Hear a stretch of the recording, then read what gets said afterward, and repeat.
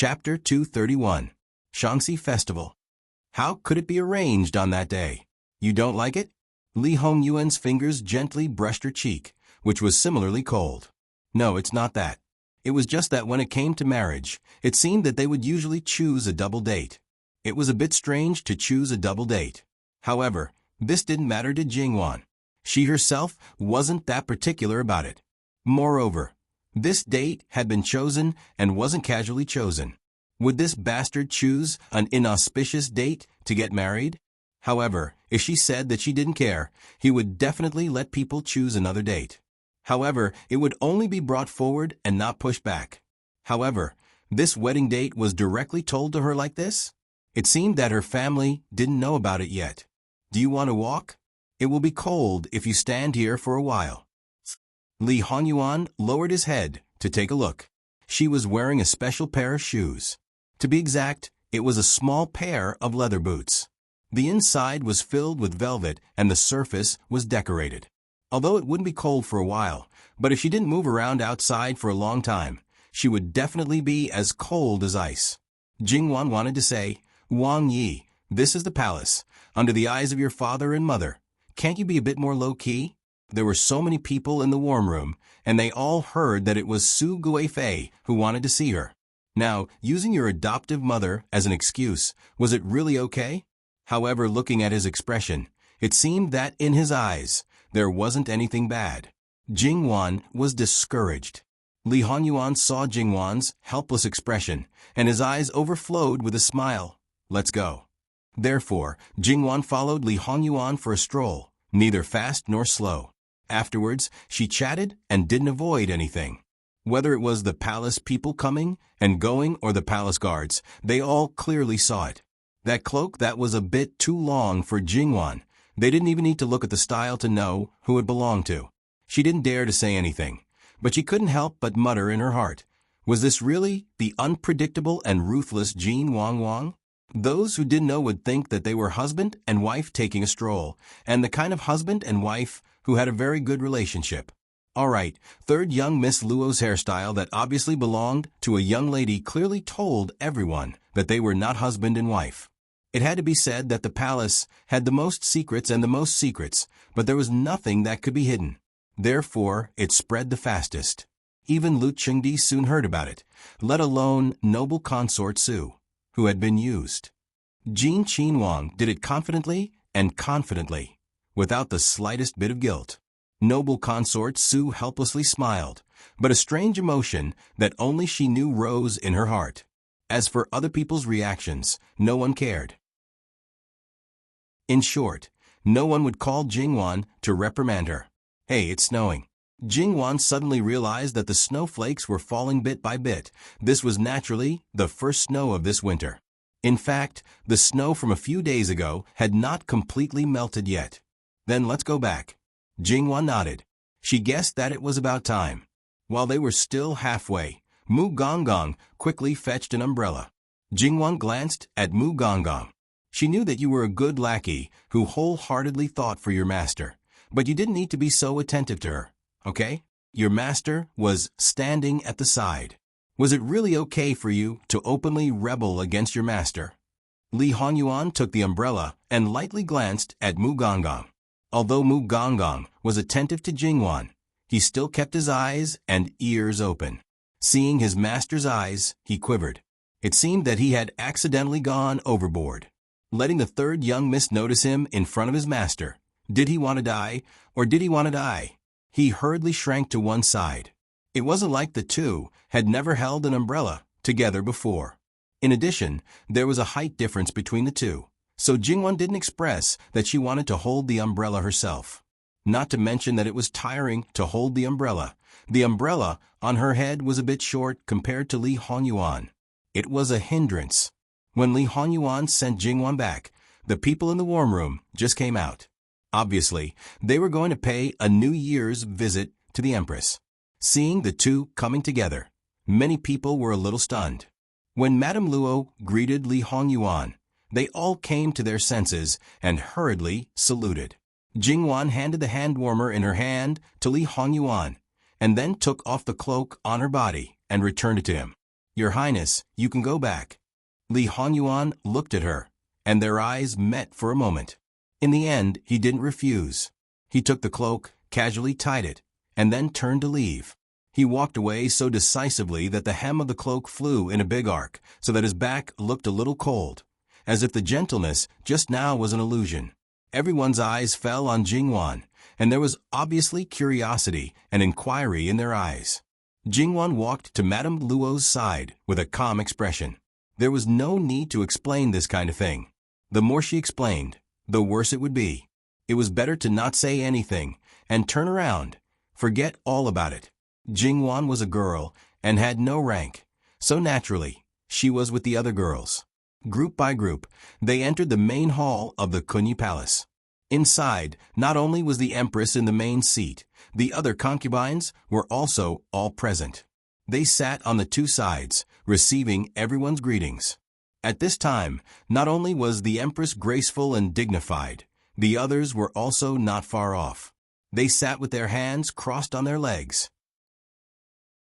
Speaking of which, it had always been the children kneeling to their parents and the younger generation kneeling to their elders. Only in the imperial family was this not the case.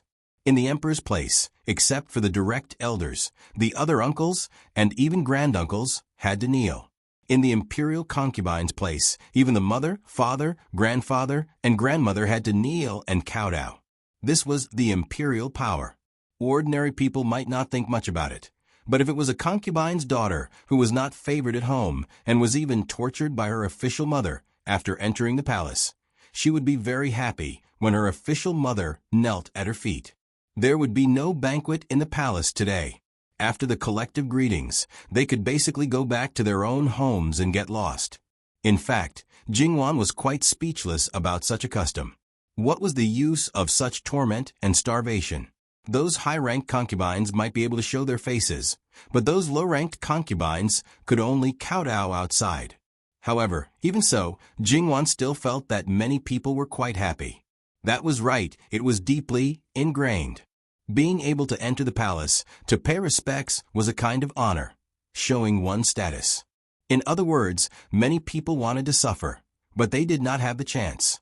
After everyone paid their respects, they chatted in twos and threes, and some people began to leave the palace.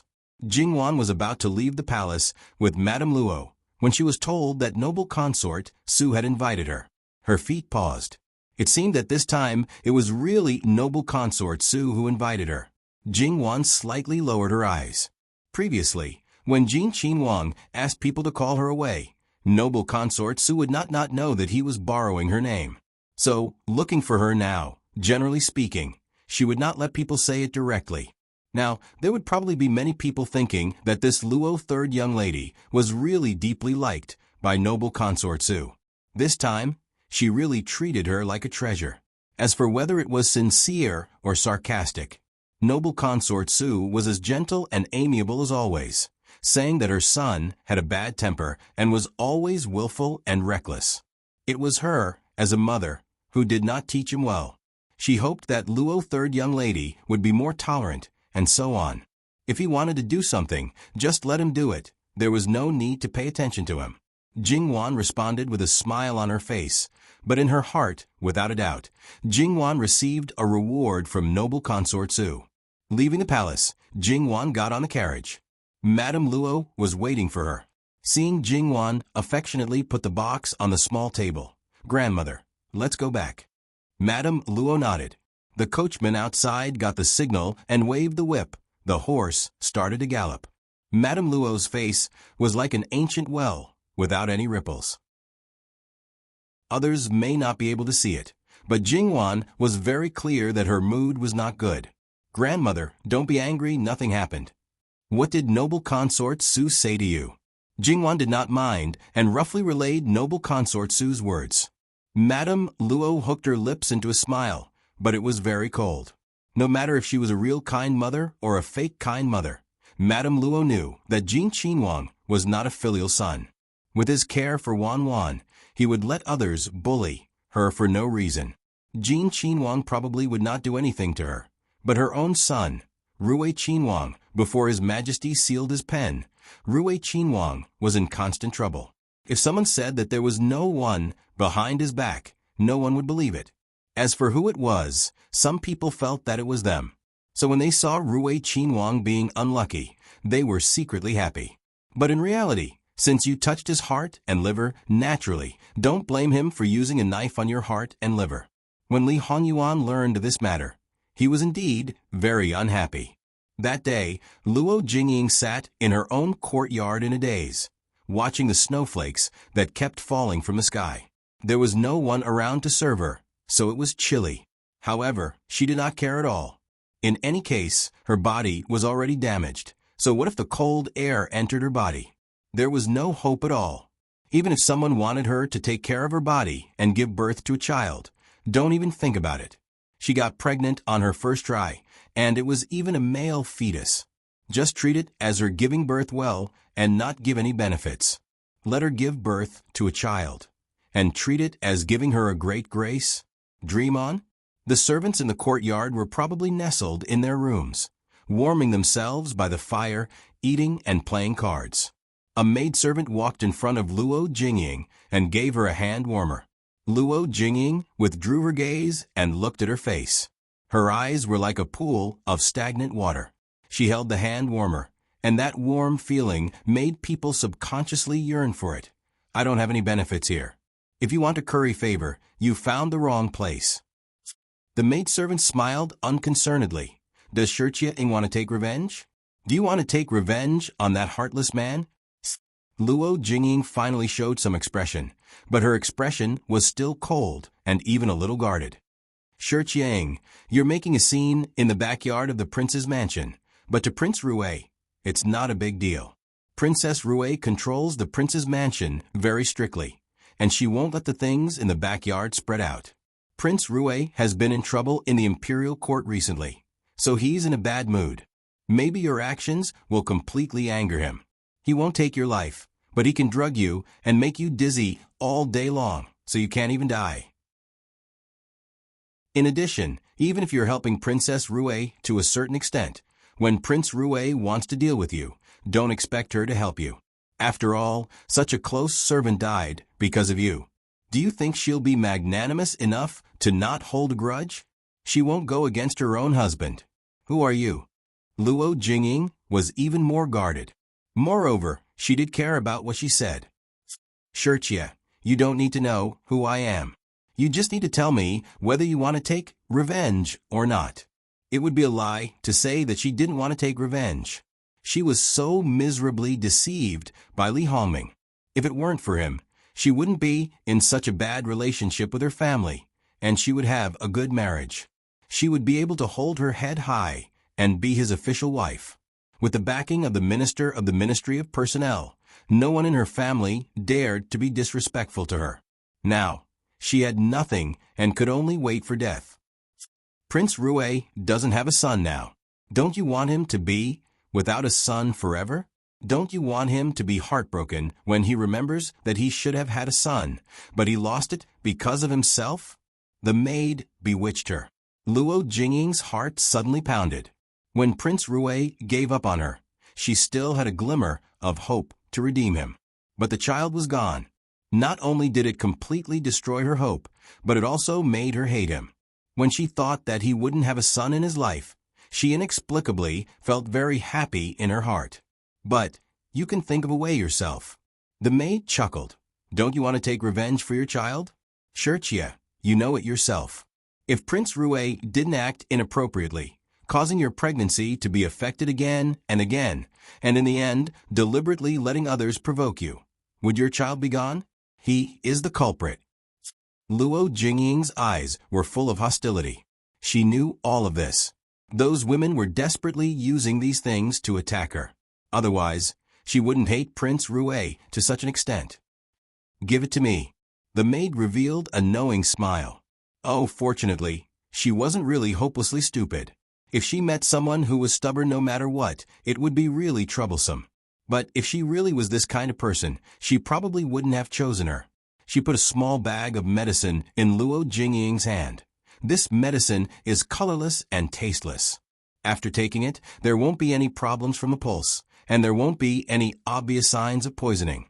At most, it'll be similar to a cold and dizzy for 2 days. So, Shirchye, you just need to be careful, and you won't be discovered. Luo Jingying's eyes lit up. She originally had the idea of perishing together. Since that was the case, she should live well and see him regret it. Ha ha ha, seeing her smile, the maid rubbed the goosebumps on her arms. This woman was really scary when she went crazy. It was better to leave quickly. It wouldn't be good if they were discovered. On the second day of the new year, it was time for the married grandmothers to return to their maternal families. Madame Wang and Madame Lu's maternal families were in the capital, so they naturally had to go back. However, Madame Zhang and Madame Wu's maternal families weren't there, so there was no need to specially leave someone to entertain them. Madame Zhang wasn't good at this aspect, but Madame Wu had been the housekeeper for a few years when she was in Qian Manor. Although there weren't many social contacts at that time, and she was far inferior to Madame Wang in this aspect, it was more than enough to entertain her own family. Madame Zhang just needed to help on the side. As for the grandchildren, the two married grandmothers would definitely come back. Little Madame Wang's child was already more than 4 months old, so she would also bring the child with Madame Wang. As for Sun Yijia, firstly, she didn't want to go back to Duke Ding's manor. Secondly, she was about to give birth. If she gave birth early, she could have an attack at any time. Not to mention herself, no one in the Luo family would allow her to go out. Jingwan's courtyard was quite lively. Not only did the two married cousins come to her place, but the girls who went to other families also came to her place. Her eldest cousin sister's temperament was actually somewhat similar to her mother, Madame Wang. They were both people who were very good at judging the situation. She was very clear about the attitude of the people in the Luo family. For example, she knew that Jingwan needed to be close to her.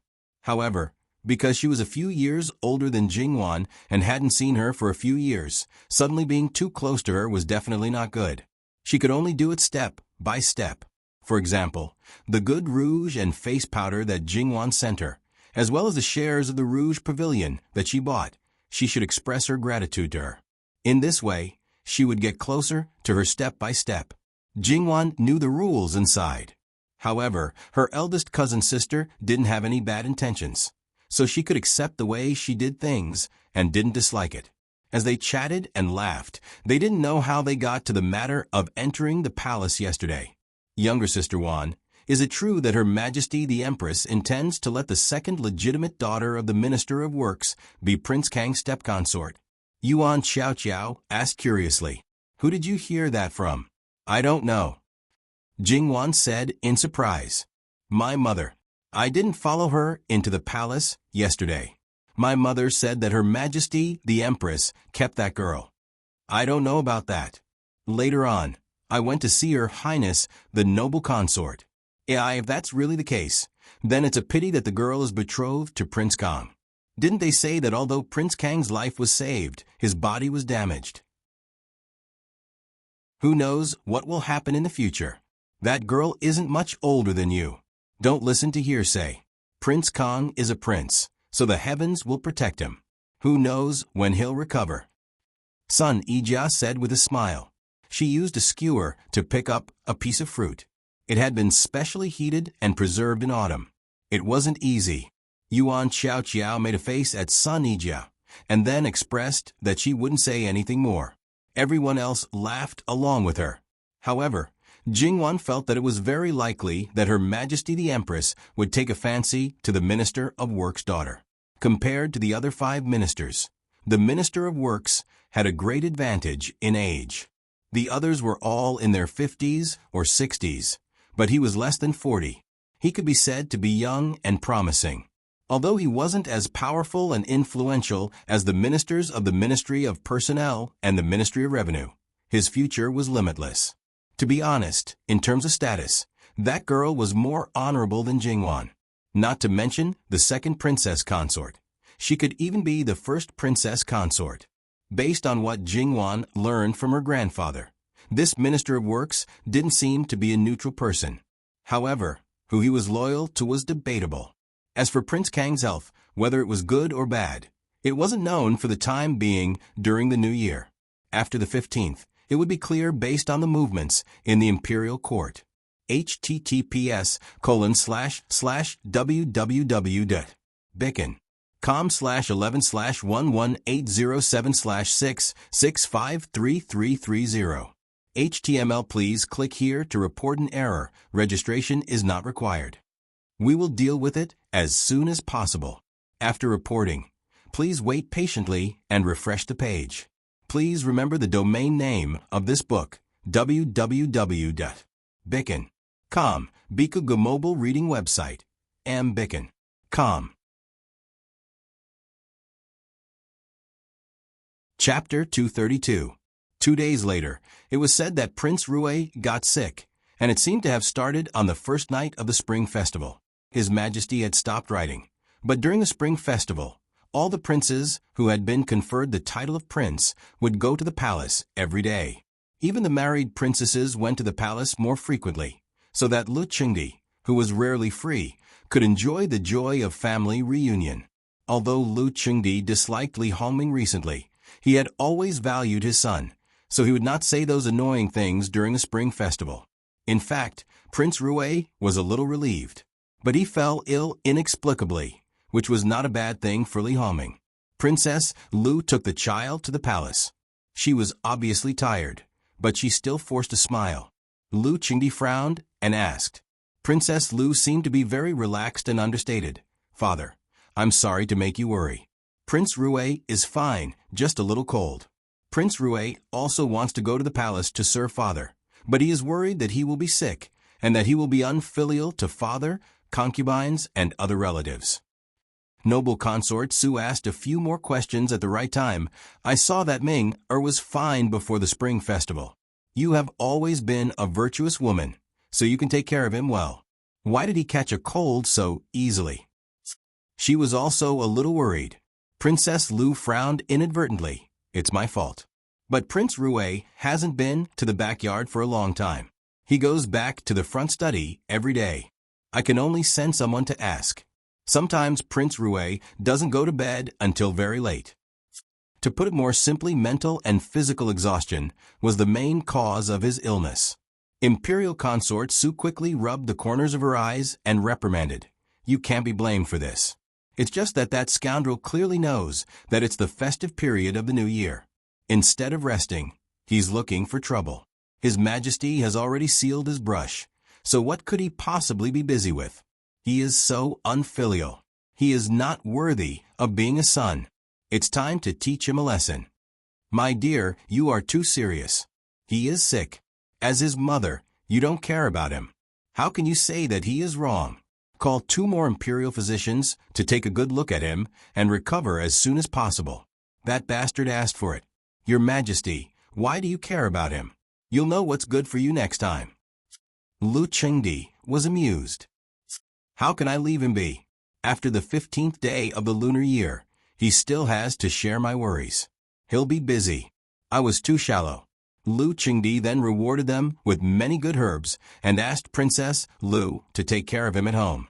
He knew they were being filial, but it would not be too late for them to do so after he recovered.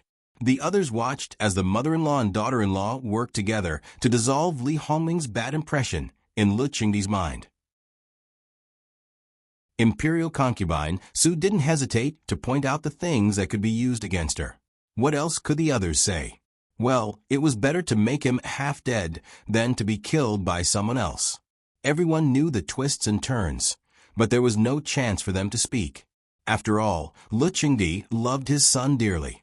If he tried the same trick on someone else who was not favored, he might be reprimanded. Originally, many people were secretly delighted when they saw that Li Hongming made frequent mistakes and was reprimanded again and again, which made Lu Qingdi angry. However, before they could do anything, he turned the tables. How could they not be angry? They didn't expect that Li Hongming would play the trick of injuring himself to gain sympathy at this critical moment and play the emotional card. Yes, few people believed that Li Hongming really caught a cold. It was most likely that he did it on purpose. It was because he chose such a special time that it was unexpected. Li Hongyuan looked on coldly. He had restrained his temper recently and was being a good son. Luchengdi was still wondering why he changed his temper. As a result, Li Hongyuan didn't give him a good face, which made him feel at ease. It was just a cold. Who would suspect anything?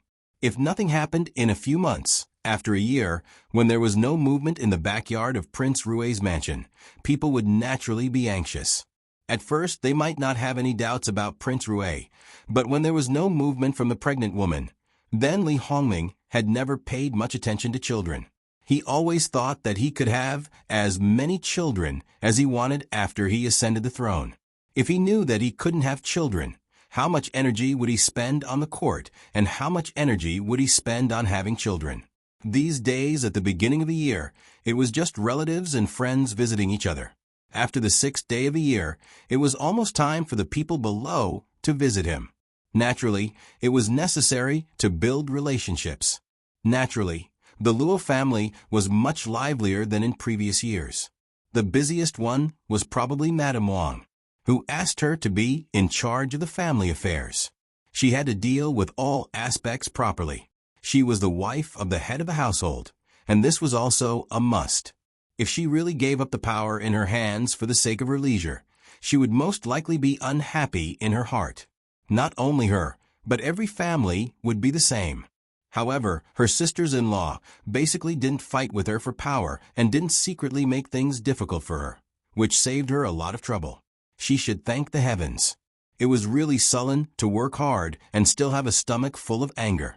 When the visits to relatives and friends came to an end, starting from the 11th or 12th day, every household began to hang up lanterns one after another. Many high-ranking officials and nobles also began to build lanterns, lighthouses, and lampstands in the streets near Wandenglu. And starting from the 13th day, the Lantern Festival began. From the 15th day until the 13th day, the lanterns were brightly lit for 3 consecutive nights. At the same time, every household began to send lanterns. The only newly married daughter of the Luo family was Luo Jingqiang. She wasn't as lucky as Sun Yijia, who was pregnant at the beginning of her marriage. However, not long ago, it was normal for a married girl to not be pregnant for 1 or 2 years. However, because of Sun Yijia, Luo Jingqiang was probably still a little anxious in her heart. Fortunately, a pregnancy pulse was diagnosed a few days ago. And almost a day after that, the eldest daughter, Luo Jingshu, also sent good news that she was pregnant with a second child. This was naturally a happy event for the Luo family. The 2 families each sent a pair of large palace lanterns, a pair of colored glazed lanterns, and 2 pairs of small lanterns, hoping that they would have a safe pregnancy. As for whether the Luo family had infertile relatives or friends who sent lanterns as a sign of good fortune, Jingwan didn't know. And Sun Yijia naturally also received lanterns from Duke Ding's mansion, which were sent by old Madame Sunday. On the 15th day, not only the younger generation went out that night, almost the whole family went out. However, it was a pity that Sun Yijia still couldn't go out. It was about the next few days. That little guy could come out at any time. Luo Jinghua was naturally left behind. He didn't care. It would be better if he brought his wife and child with him next year. And Emperor Luchengdi would also come out tonight, bringing the concubines, unmarried princesses, and unmarried princes to have fun with the people. After eating all kinds of glutinous rice balls, Jingwan dressed up like the elders. The route was different from the last Mid-Autumn Festival. From the beginning, it was to avoid all kinds of diseases. No matter if the women were married or unmarried, they would walk together and cross the bridge when they saw it. As the saying goes, crossing the bridge to avoid danger and prevent diseases to prolong life. In the capital, except for some small bridges, there were probably only bridges on the river beside the 10,000 Lanterns Tower and on the moat. Because the 10,000 Lanterns Tower was in the city, it was far away from the moat on any side. Except for those who lived close to the moat, probably no one would deliberately walk there. However, because there were many women in the noble families, for a long time, both sides of the river were directly cleared. In order to avoid colliding with each other, the route was basically fixed. Jingwan held old Madame Luo's arm, and the rest of the Luo family next to her. They slowly moved forward with the big group, and it even felt like they were rubbing shoulders. In more than 10 years in Qiyuan, this was the first time Jingwan came into contact with such a dense crowd. Of course, it was not as scary as some special environments in her previous life. However, if they walked too fast, old Madame Luo's body wouldn't be able to take it. This was like a stroll, but it was just right. They walked a total of 5 bridges, and it took them about 2 hours. After crossing the bridge, the elders chased away the younger generation. They would either invite them to continue strolling or find a place to sit and chew their teeth. It was their own pleasure. The most lively thing tonight was naturally the various performances. Dragon lanterns, lion dances, stilts walking, rowing, these were the most basic. There were also acrobatics, opera performances, and everything else. Everywhere they walked, it was abnormally lively. On the lanterns and lampstands of the various families, there were also performances. Compared to the performances organized by the common people, these performances were naturally more beautiful. It should be known that all the opera troupes in the capital were booked, and all of them were performing at the same time tonight. And in this way, it was simply a different kind of competition. The troupe with the most people watching in front of them would naturally be the most popular. The final result was likely to directly affect the business of the troupe for the year. Jingwan was not very interested in opera, and she was basically stuck at the level where she could understand it. Yuan Xiaoqiao pulled her around 1 street, 2 streets, and 3 streets. In her hand, Yuan Xiaoqiao forced a lantern into her hand. Yuan Xiaoqiao seemed to be particularly fond of the folk's acrobatics. She was in high spirits and walked faster than Jingwan. Then she accidentally got separated. However, Jingwan was not worried. After all, there was always someone by her side. Jingwan stood in place with the lantern and laughed. She is really full of energy. If such a person was always restrained by rules and regulations, she would definitely be very uncomfortable. Jingwan felt that this cousin would be very fond of the environment of her previous life. There were so many fun things, and no one would care about how she played. Jingwan jumped when her waist was suddenly wrapped around. She unconsciously turned her head and saw who it was. Jingwan patted her chest. "Your Highness, you can scare people to death. Can you not suddenly attack me?" Thinking about it, no one would do such a bad thing except for her. Moreover, Nurse Gong and the black and white beauties were there. Normal people would not be able to get close to her. Li Honyuan laughed and scratched her nose. "You're so timid?" "It's not a matter of being timid. It was a biological reflex." "All right, it's my fault. How do you want me to apologize?" "There's no need for an apology. It's not that serious. Your Highness, just don't scare me next time." "There won't be a next time," Li Honyuan promised her. Then, Jingwan noticed that many people around them were secretly looking at them. Only then did she realize that he was still holding her waist. It was because she was used to this kind of intimacy in private that she didn't think of avoiding him at this time. Her face was a little red. "Your Highness, let go of me first." Even if these people did not know them, being looked at with accusatory eyes still made her feel very uncomfortable. At times like this, she really missed her previous life. Li Honyuan did not make things difficult for her.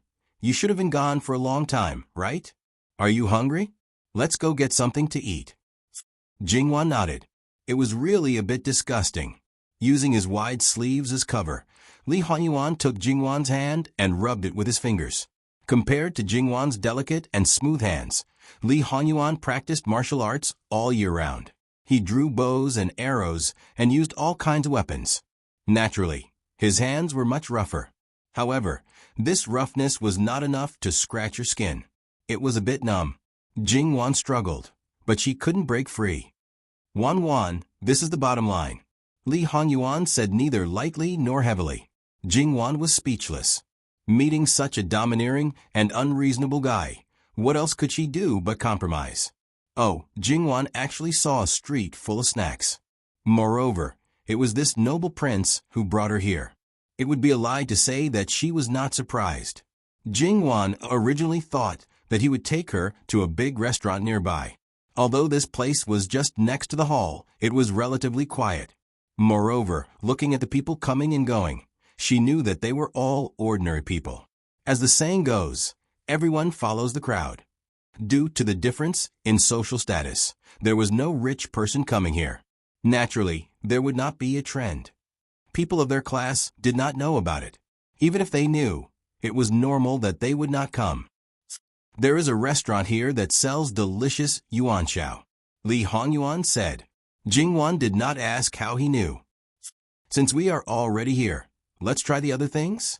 In her previous life, Jingwan was born in a rich family. Before her family fell, she could be considered as a member of the upper class. Naturally, she had not eaten food from roadside stalls. However, later on, she had tried it. Some of the food was still not bad. Li Hongyuan frowned slightly. He did not think that these things were not good. After all, in his previous life, there were times when he could not be picky. However, in this life, his food and clothing were the best. In addition, it was not necessary. He really did not like these things. However, when he saw Jingwan's pleading eyes shining under the light, he could not bear to refuse. In the end, he nodded. Just try it. Don't eat too much. Jingwan quickly nodded. Of course, I will just try it. This street did not look short. There were a lot of things. Even if she only bought some, it was unrealistic to eat from the street all the way to the end. Jingwan excitedly began to choose. The first thing she looked at was, naturally, the hygiene. She would definitely skip those that did not pass. Her stomach had been carefully cultivated for more than 10 years. It was estimated that it was already very delicate. If she ate anything that was not clean, the chances of her stomach getting a stomachache were too high. Speaking of which, these small vendors would occasionally see people who were dressed luxuriously. At first glance, they could tell that they were not ordinary people. However, they would often show a look of disgust. Even if they wanted to try something new, they would frown and pout. Sometimes, they would spit it out in one mouthful. Not only would they not pay, they would also smash the stall. As a commoner, they did not even have a place to complain. If they only smashed the stall, it would be considered good. If they beat up the stall, it would not be worth it. Based on the above, in fact, these people would not be happy to meet ordinary people. Instead, they would be worried, especially when there was a delicate young lady who did not eat the sufferings of the world. They might not have bad intentions, but they would always inadvertently bring trouble to others. Therefore, when she saw Jingwan, Jingwan came forward. She did not dare to boast. Instead, she was nervous. Jingwan was a little puzzled.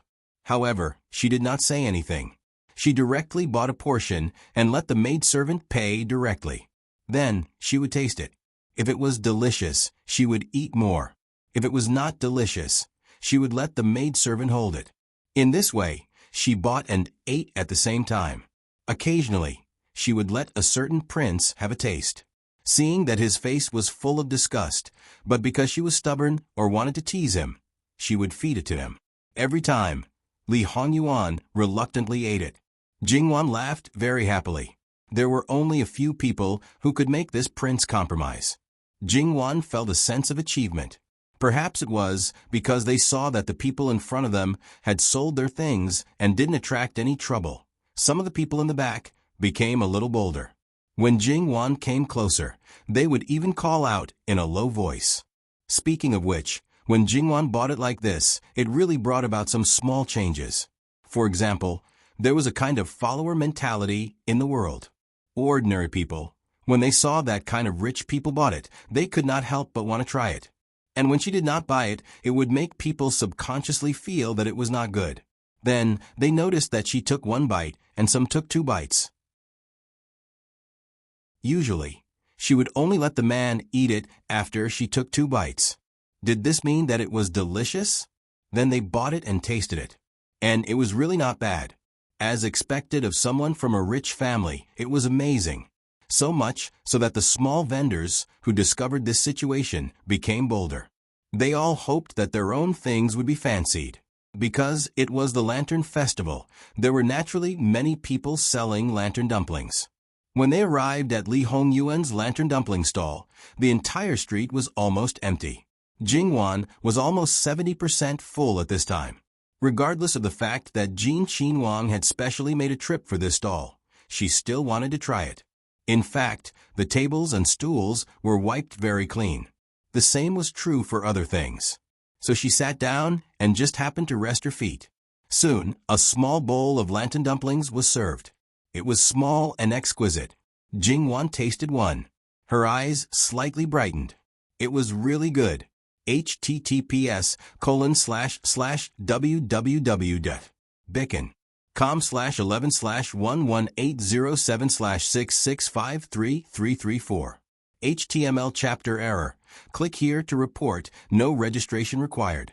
We will deal with it as soon as possible. After reporting, please wait patiently and refresh the page.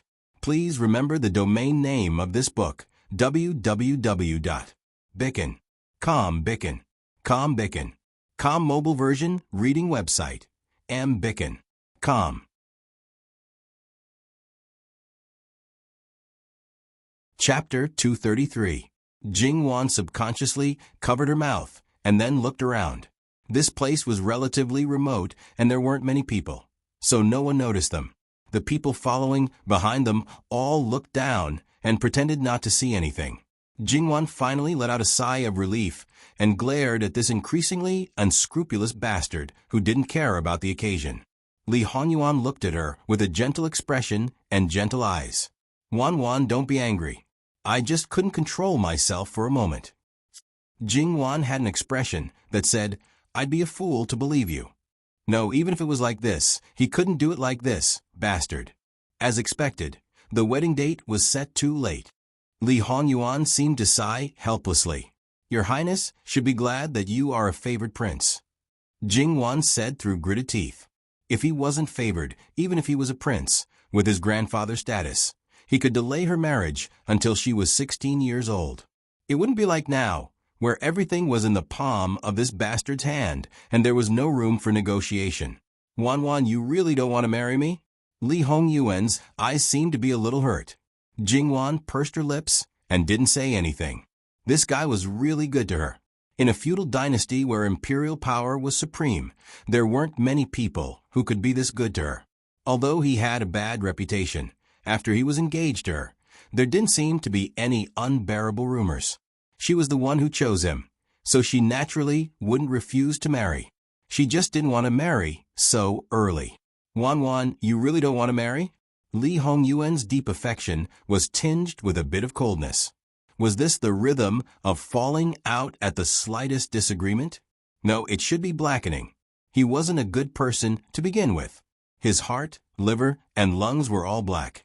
If he blackened even more, wouldn't he become like ink from head to toe, inside and out? Your Highness, you're thinking too much. It's definitely not like that. Jingwan hurriedly promised. But a certain person's face was dark, as if he didn't believe Jingwan's words at all. Jingwan wanted to cover her face. When this bastard was nice to her, she had nothing to say, but when his temper flared up, it was hard to coax him. If she didn't coax this bastard now, she would probably suffer tonight. Suddenly, she grabbed him by the collar and stood on her tiptoes. I'll give you a taste of your own medicine.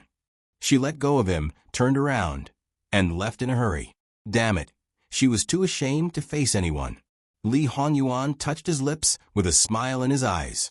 He was slowly getting to know Jingwan's temper better and better. Most of the time, she was amenable to coaxing but not coercion. However, it was not a problem to be forceful occasionally. However, he could not go too far. If he provoked her temper, she would probably fight with him to the end. Therefore, it was not useless to have people secretly keep an eye on him for years. At least, he understood Jingwan faster than Jingwan understood him. And Jingwan, who could not figure out his temperament, must have compromised more times. She continued to stroll slowly on the Lantern Street. There were so many dazzling and colorful performances that it made people clap their hands in praise. Selectively, she forgot what happened just now. Here, of course, was not as remote as in other places. From time to time, she could meet people she knew.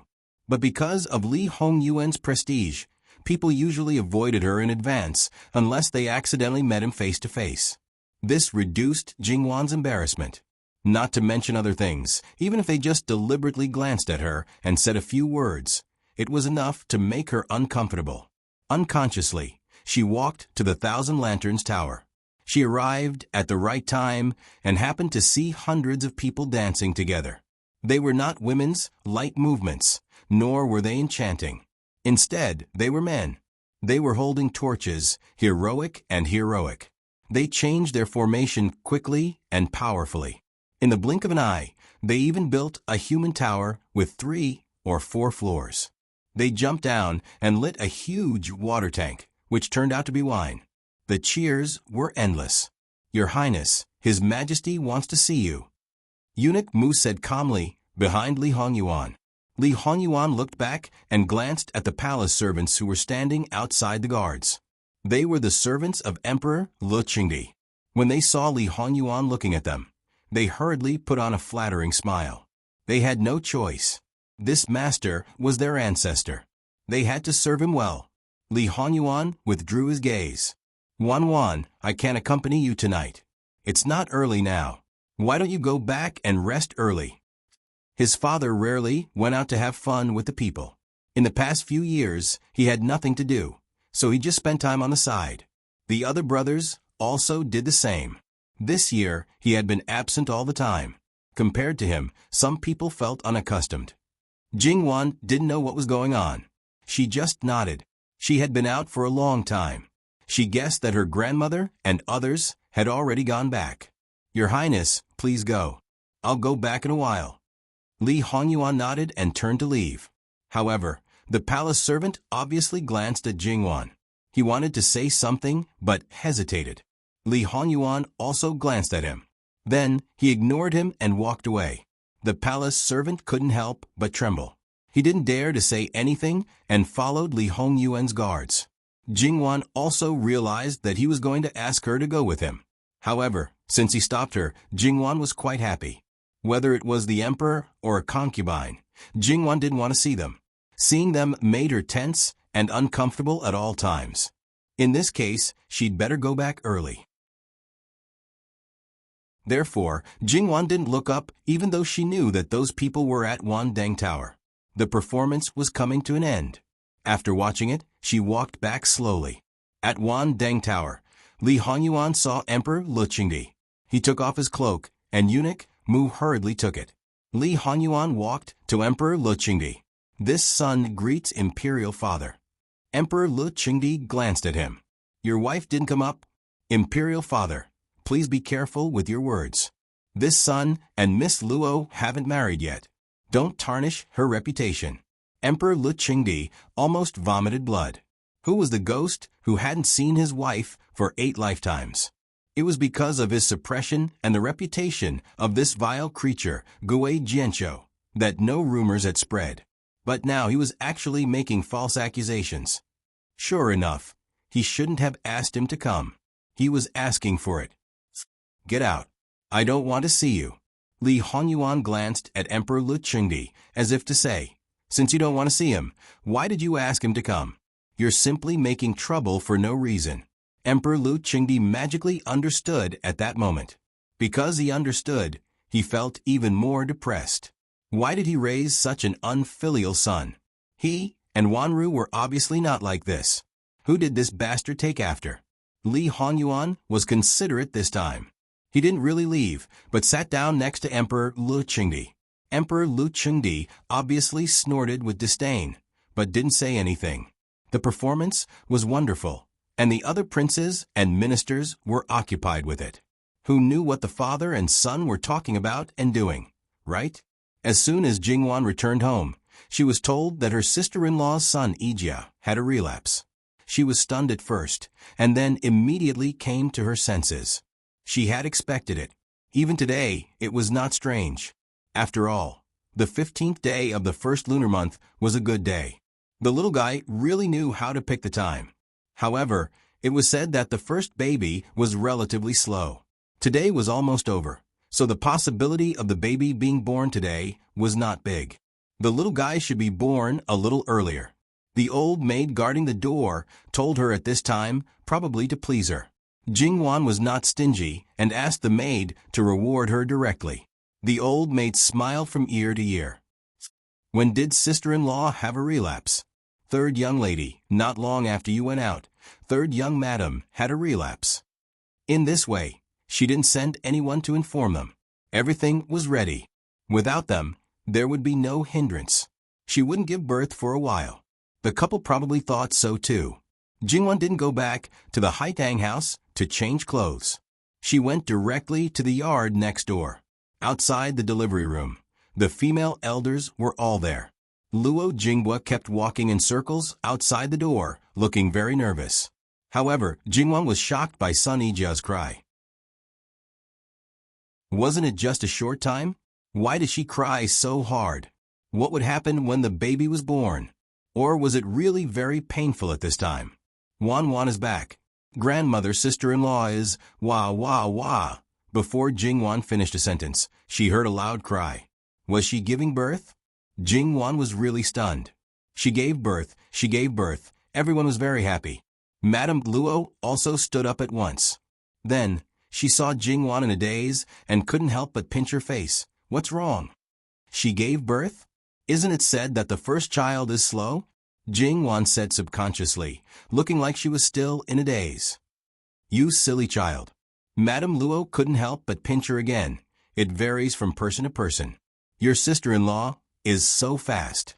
Although it's rare, it's not unheard of. Besides, if she gives birth quickly, she will suffer less. Isn't it good?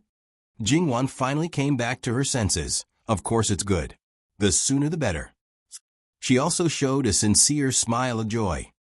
Mother, if you ask me, this child has a special fate with third young lady. Didn't third young lady come out as soon as she was born? Didn't she come out to see her biological aunt? Wang Shi said with a smile. That's right. Isn't that the case? When she was in her mother's womb, this aunt worried a lot. Although Jingwan didn't care about such words, she was quite happy now. The midwife quickly came out with a properly treated child and opened the door. Congratulations, Madame Luo. Third young madam has given birth to a little daughter. When she said this, although she was smiling, she looked at Madame Luo with a little caution. Good. You will be rewarded. Madame Luo took the child with a smile and waited. It's quite heavy. Seeing that Madame Luo was not unhappy, the midwife's smile became more sincere. If this family didn't like girls, they might be angry. Yes, the child is 92 pounds. Obviously, the midwife thought too much. With Jingwan as a precedent, not to mention Madame Luo, even the entire second branch would not dislike Sun Yijia for giving birth to a daughter. They might even like her more and dote on her more. Even Sun Yijia herself said that she wanted a child like her aunt. Jingwan did a little calculation. Qi Yuan was also 16 ounces per catty, but she estimated that it was more than 600 grams per catty. In this way, according to the calculation in her previous life, this child should be more than 8 catties, maybe close to 9 catties. Jingwan couldn't help but feel a little shocked and a little scared. This was obviously a little big. In this era, where one careless mistake could lead to the death of 2 people, sometimes it would be better to have a smaller child. Where's my sister-in-law? How is she? Yes. Where's Yijia? How is Yijia? Luo Jinghua also hurriedly asked.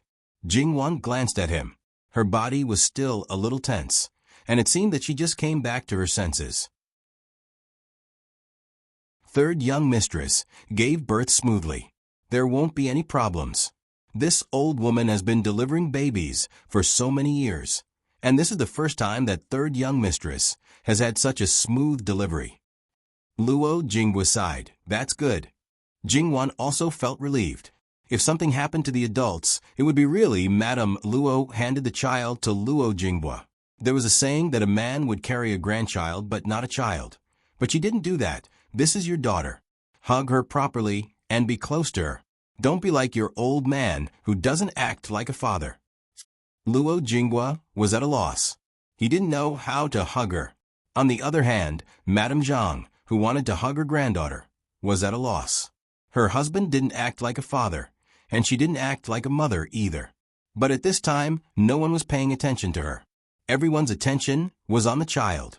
Madame Luo carefully adjusted Luo Jinggua's posture and slapped his arm. Relax.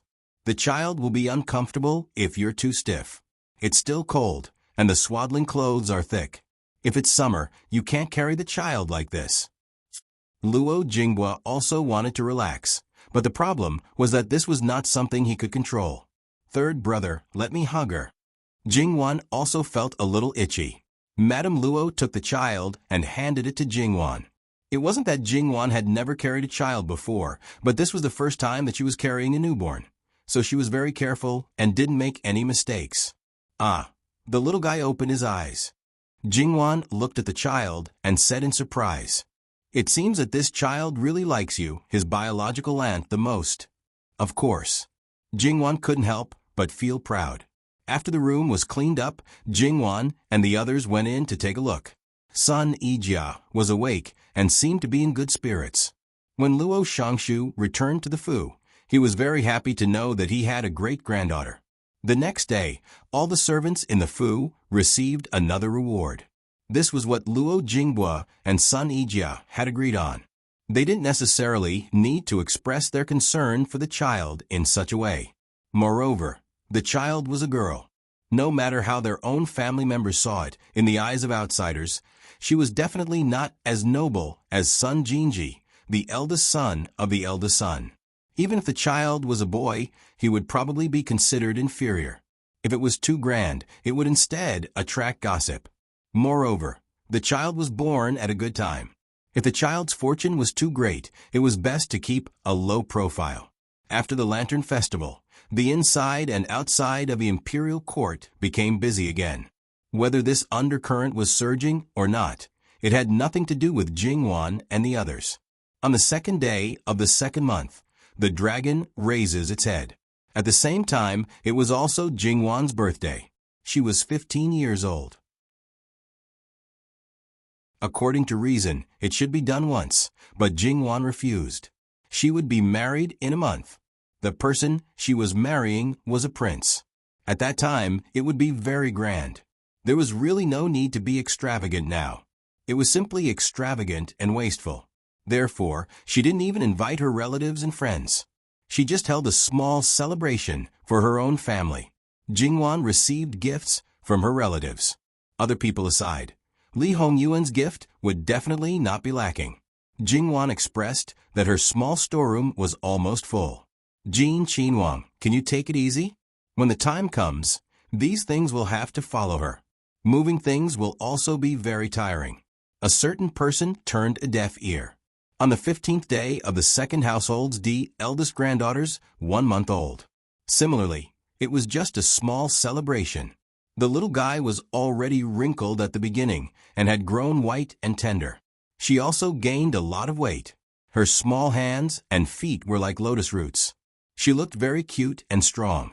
Little Wangshi was very envious. When my child was 1 month old, she was far worse than this little guy. That child was just born a little worse. If she is raised well, there will definitely be no problem. The next day, Jin Qinhuang and Jingwan sent betrothal gifts. Generally speaking, the prospective bridegroom would personally send betrothal gifts to the female side. As a descendant of the heavenly crown, they would basically not personally send betrothal gifts. However, Li Hongyuan did so. The betrothal gifts and the Nikalai were basically fixed. However, on the Nikalai, Li Hongyuan did a good deed. No one thought that he would stop this time. Jingwan could only hope that he would restrain himself a little. However, when Jingwan saw the things, sure enough, she was still too naive. In Jin Qinhuang's dictionary, there were no such words as low-key and restrain. This time, Li Hongyuan did not find trouble with the imperial household department. However, with the previous example, the imperial household department did not dare to be the slightest bit careless. The things they used were the best. The quantity, other than the hard and fast rules, was doubled according to the last time. In the end, these things were sent to Jin Qinhuang Fu. Obviously, Li Hongyuan was preparing to send the gifts from his own Wangfu. The entire street where the Luo family was located, from the end of the street to the end, was filled with boxes tied with red silk. Looking at the gait of the people carrying the boxes, one would know that the contents were definitely solid. Some of the things that were not suitable to be put into the boxes looked ordinary. The most unusual ones were probably those two golden deer. Their skin was smooth and glossy, and their antlers looked sturdy and strong. It must be said that when the betrothal gifts were sent to the families of high officials and nobles, they would only use deerskin as a gift. Should it be said that Jin Qinhuang was indeed worthy of being called Jin Qinhuang, such a big hand. When all the things were lined up in the front yard of the Luo family, they were packed to the brim, stacking up to 2 or 3 layers high. The 4 Quan Fu Furins, who came to send the betrothal gifts, were all Li Hongyuan's elders. If they were not Qin Wang Fei, then they were Jun Wang Fei. When old Madame Luo saw this, the corners of her mouth twitched. When she received the list of gifts from the matchmaker, she flipped through it page by page. Old Madame Luo really wanted to ask Li Hongyuan, "In your eyes, did our family treat Wanwan so harshly? Are you sending the betrothal gifts, or are you directly giving our family's granddaughter a dowry?" With these things, other than the furniture and the dowry, the Luo family did not need to prepare anything else. https://www.bicken.com/11/11807/6653336. HTML. Click here to report an error. Registration is not required. We will deal with it as soon as possible. After reporting, please wait patiently and refresh the page. Please remember the domain name of this book, www.bicken.com. Bicken.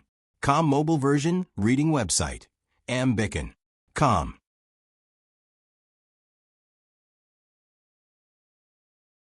Chapter 234. Looking at the list of betrothal gifts, at the very front was the monetary gift of 10,000 taels of gold and 300,000 taels of silver. Luo Laofurin suspected that he might have hidden even more money in this pile of things. It wasn't cash or silver, but gold and silver notes.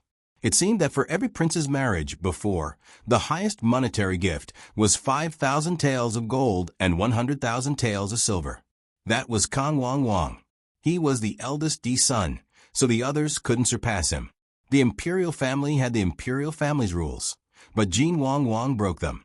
Fortunately, there was no rule that stipulated that officials and commoners had to be on par with the imperial family and could not overstep their authority. The necessities at the back had practical and symbolic meanings. These things, no matter how carefully they were prepared, were actually not that valuable. For example, combs, rulers, scales, mirrors, scissors, abacus, and so on. How could you possibly make something out of them? Betrothal pancakes, seafood, 3 types of animals, fish, coconut, wine, sieging fruits, 4-colored sugar, tea leaves, sesame seeds, calligraphy boxes, incense sticks, gold bracelets, and 2 meters of rice. He could add as much as he could, but he couldn't. Jin Wang, where did you put these 3 animals? There are only 2 golden deer among the living creatures. You can't put those animals into the chest because they are not presentable and beautiful enough, right? What if he suffocated? There were also all kinds of precious leather, not counted by sheets, but by rolls. There were also moonlight silk, peacock silk, mermaid silk, all of these top-grade materials, 20 bolts each. Then there were cicada wing silk, soft smoke gauze, jacquard silk, and so on, 400 bolts of all kinds of fine silk, 400 bolts of all kinds of colored satin, 400 bolts of flower satin, 400 bolts of brocade, 400 bolts of brocade, 400 bolts of cloud brocade, 400 bolts of Sichuan brocade, 400 bolts of silk yarn, 400 bolts of velvet, 400 bolts of palace silk, 400 bolts of satin, 400 bolts of cotton, and 600 bolts of cloud satin. And this was only the material. There were also all kinds of cloaks, capes, and ready-made clothes. There were at least 1,000 pieces, dozens of square boots, dozens of pointed boots, 400 pairs of embroidered shoes, and 400 pairs of river silk stockings. And this was just the combination. If they were all broken down, it would be even more frightening. Madame Luo only took a few glances at the back and didn't want to look anymore. But after just a few glances, even that old heart of his couldn't take it anymore. For example, there were 4 chests of pearls of different colors and 1 chest of gems of different colors. Did you see that? It wasn't just a few chests, but the number of chests. There were 36 sets of head ornaments. Although it wasn't written in detail, it was obvious that it was definitely something good. Since when were these things so cheap? Looking at his handwriting, he didn't care at all. It was just a worthless trinket for Jingwan, something that he would throw away for no reason. Madame Luo put down the list of gifts beside her hand and took 2 deep breaths. Finally, she still couldn't calm down. Didn't they agree that regardless of the size of the betrothal gift, whether it was expensive or not, she couldn't sound humble or arrogant when giving the betrothal gift? She had to show respect to the other party. It's true that Li Hongyuan didn't say much from the beginning, but these things of yours, if your highness cares about Wanwan, you can give it to her after the 2 of you are married. How can it be the same? Li Hongyuan asked indifferently. Madame Luo was speechless. It was indeed different. After the marriage, no matter how many things she received, it would only show her husband's love. But now that it was sent over as Jingwan's dowry, it would truly be Jingwan's things. Her private property would show Jingwan's own confidence. Even if some people suspected that it was given by Jin Qinhuang, these things wouldn't be exposed now. Moreover, when Madame Luo received the list of gifts, it was obvious that this list of gifts had been sealed well. It was very obvious that this list of gifts wasn't even seen by the several full fortune Furins or the matchmaker. It was enough to see that Li Hongyuan had considered all these aspects. Madame Luo looked at the other people accompanying her. Fine, they were all just going through the motions. They didn't have anything to do at all. The Luo family held a banquet to entertain. The list of betrothal gifts was sent to Jingwan. Although Jingwan didn't go to the front, she knew that someone was stirring up trouble again. There were many relatives who came today. There were some who wanted to see the list of betrothal gifts, but Jingwan wasn't anything special. How could she let them see it? She just smiled and directly ignored them. Even if they were dissatisfied with her, no one would shout it out. The things in front of the list of gifts were all picked up separately. The rest were all carried to a small courtyard behind the begonia house. That place was originally meant to temporarily store Jingwan's large dowry. Later, it simply became her warehouse. It was also just right. Otherwise, there would be no place to store the things that Li Hongyuan sent today. It could be seen that the Luo family had never thought about the betrothal gifts from the beginning.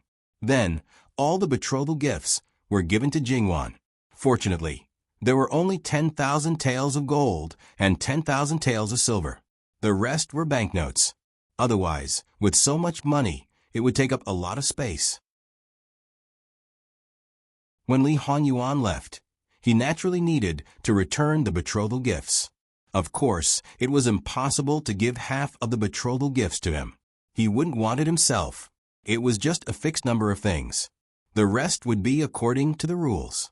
She didn't want to care about what others would think. After sending away her relatives and friends, Jingwan began to pack the things the next day. In order to have a good night's sleep, she didn't look at the list of gifts yesterday. Now that she saw it, Jingwan felt that she really had foresight. Then, as the big and small boxes were opened one by one from the initial shock to the end, she was completely numb. She knew that he would cause trouble, but did he have to make it so big? Sun Yijia was silent for a moment before she faintly opened her mouth. Wan Mimi, I only thought that my dowry was already very generous. But compared to the betrothal gifts that Jin Qinhuang gave you, it seems to be a drop in the ocean. You'll just eat and wait for death for a lifetime. No matter how you squander, these things will never be finished. You have to work hard. She patted Jingwan's shoulder. Jingwan unhappily glared at her. Was there anyone who spoke like this? However, Jingwan used to think that she was a rich woman and her sister-in-law was a nouveau riche. Now in comparison, oh, sure enough, her vision was still a bit short-sighted. Compared to the real nouveau riche, they were just small commoners. But these things couldn't all be used as a dowry and brought back to Jin Qinhuang Fu. Just like the bolts of cloth, there were too many of them. She wouldn't be able to use them all in her lifetime. And after a long time, they might spoil. Moreover, it was fine if it was just a single color, but those that had patterns were refurbished almost every year. After a few years, it would change greatly. If a certain person's attitude towards her was still the same, how could he let her wear clothes made of outdated materials? Rather than piling them up and wasting them in the future, it was better to send them out now. Thus, Jingwan began to send out a large number of gifts. She let the servant girls, by her side, repeatedly send out a few bolts at a time. Although most of these materials had been used by the Luo family, but after all, they were in the minority. It was really the first time that so much was sent out at once. These are all the best materials. Third Mimi didn't take them seriously and sent them out. It can be seen that the quantity sent by Jin Qinhuang is extremely large. Little Wangshi fondly touched the materials. I'm afraid that she has even better ones. All right, that's enough. Don't be greedy. Among these materials, there are a few that we haven't used before. The best ones in the entire year of Qiyuan are only a little bit. It's not something we can dream of. Look at what Nyang is saying. How could I not know this? I just said that. And keep them and use them slowly. Don't take them all out and waste them. Sixth girl has her own. Don't worry about her. Later, I will have someone send eldest girl's share over. When third last gets married, you can take some materials for me and send them back to your parent home. Keep these things well, and they can be kept for many years. When your two sisters-in-law marry into the family in the future, you can give them some. It's also very good. Little Wangshi nodded and didn't say anything. Looking at this large pile of materials, Luo Lao Furen didn't say anything and didn't stop Jingwan. She knew what Jingwan was thinking and didn't want to beat anyone. In the Luo family, there weren't many who were really stupid. Those who got 1 and thought 2, 2 and thought 3. After getting 3, they couldn't wait for others to give them all. After all, if there was really someone who was ungrateful, there probably wouldn't be a share next time. No one was a spendthrift. There were many who were close to them, and few who were estranged. There were many elders and few juniors. For example, eldest aunt's family got 2 portions. Second aunt's family didn't even get 1. The truth was, Jingwan also held grudges. When the pearls were turned over, Jingwan directly leaned on the side of the box and lost her mind. The size of the boxes were all the same, about half a person's height. One of the boxes was filled with finger-sized white pearls that were soft and beautiful.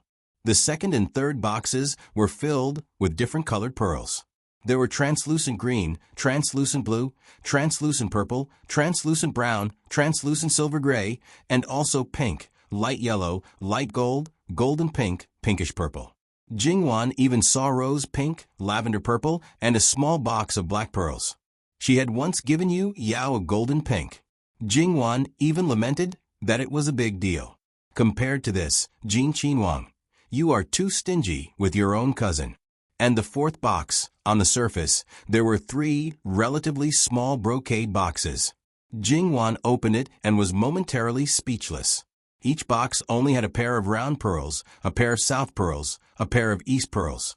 The sizes were uniform, with a diameter of more than 2 centimeters. There was also a pair of slightly smaller black pearls. 6 pearls. All of them were dazzling. It was natural that they were hailed as national treasures. Quickly put away. Put it away. If you continue to look, I will snatch it. Sun Yijiao's face was full of envy and jealousy. Jingwan found it funny and solemnly put away. If she didn't put it away properly, she was worried that her hand would tremble when she held it in her hand.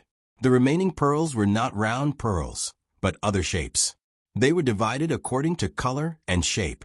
Pear-shaped, teardrop-shaped, oblate-shaped, lozenge-shaped, square-shaped, a wide variety of shapes. But it was very obvious that they were also carefully selected.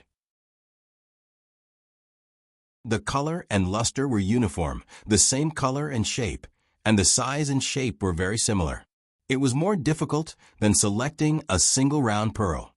In the case where most of them were round pearls, it seemed to be even more precious. Among the nearly 100 pieces of precious calligraphy and paintings left behind from history, Jingwan only took out 2 pieces. Therefore, each piece was individually packed. As for the rest, Jingwan didn't want to look at them. She was afraid that she wouldn't be able to bear it. There were also more than a dozen boxes of antiques. Jingwan didn't even dare to touch them.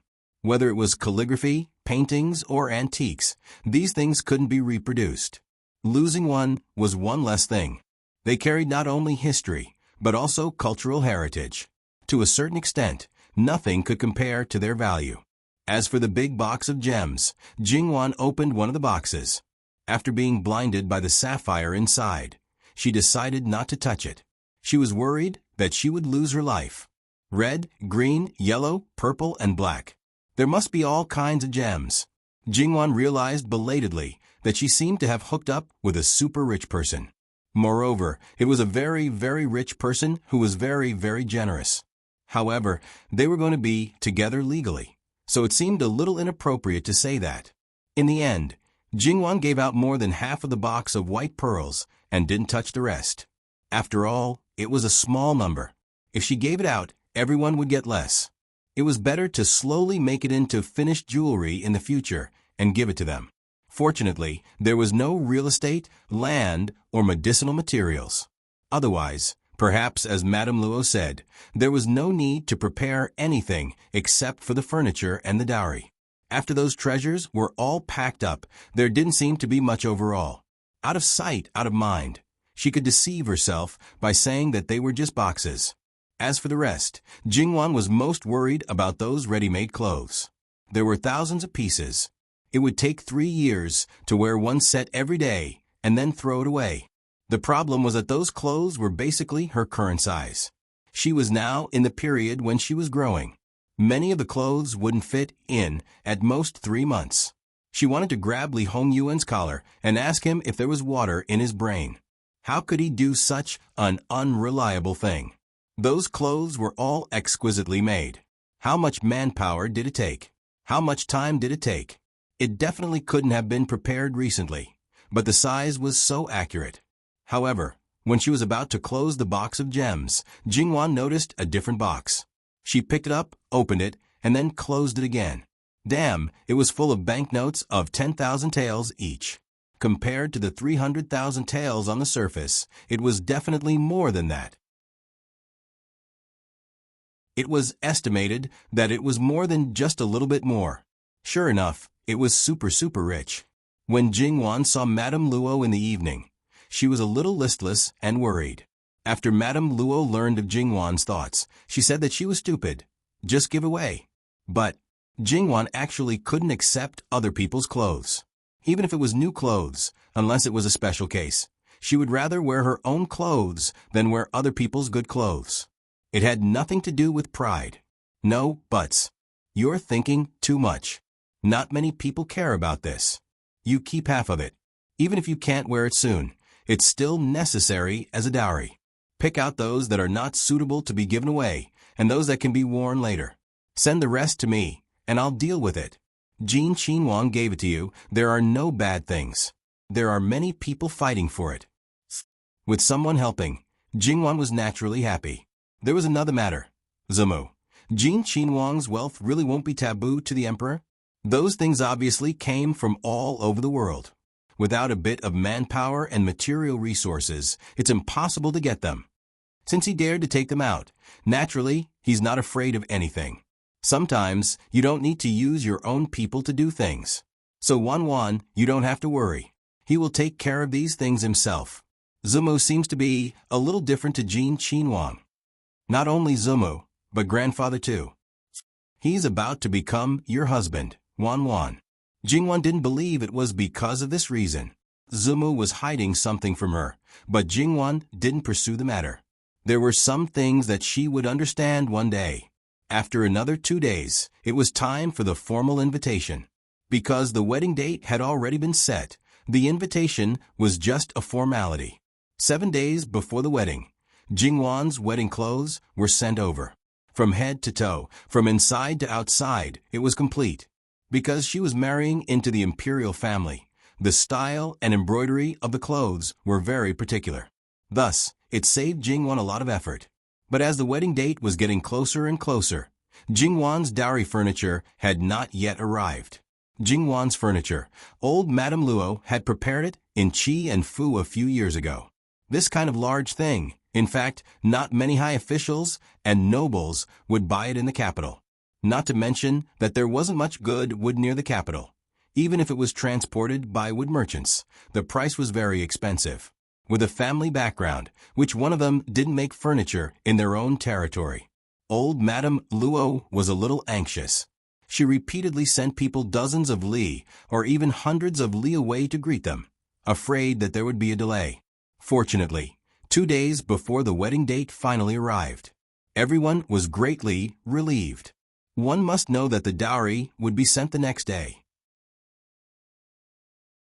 If the most important part didn't arrive, then it would be a joke. Looking at the materials and workmanship of these large and small pieces of furniture, one could see that when old Madame Luo had people make the furniture for Jingwan, she really put in a lot of effort. Compared to Sun Yijia's, it was even better. It should be known that Sun Yijia was born in Ding Guogongfu. Ding Guogongfu was known as the first noble family in Qi Yuan, and the Sun clan had thousands of years of heritage. It was far from the Luo family. It could be seen that old Madame Luo had spent a lot of effort on Jingwan's dowry. Before coming to the capital, Jingwan didn't know about this. Now that she saw it, she was naturally surprised and touched. In addition to the step bed, Sun Yijia made 2 sets of large pieces of furniture. They were made of red sandalwood and gold Phoebe Jinan wood. Other relatively small pieces were made of other wood. However, Jingwan only used these 2 kinds of wood. Several daughters-in-law of the Luo family even suspected that old Madame Luo had used up all the good wood that she had accumulated in the past few years. However, as the saying goes, those who receive benefits are soft-hearted, and those who receive benefits are soft-hearted. They got a lot of good things from Jingwan. 2 days later, when she married into the prince's mansion, her status would be extraordinary and noble. Jingwan was not an ungrateful person. In the future, she would definitely help her maiden family. It was just some wood. Therefore, their jealousy disappeared. Naturally, not only the furniture, but also some good things that the Luo family had accumulated in the past 200 or 300 years were transported together. At the same time, the dowry that great elder princess had prepared for Jingwan was also sent over. There were several carriages of dowry.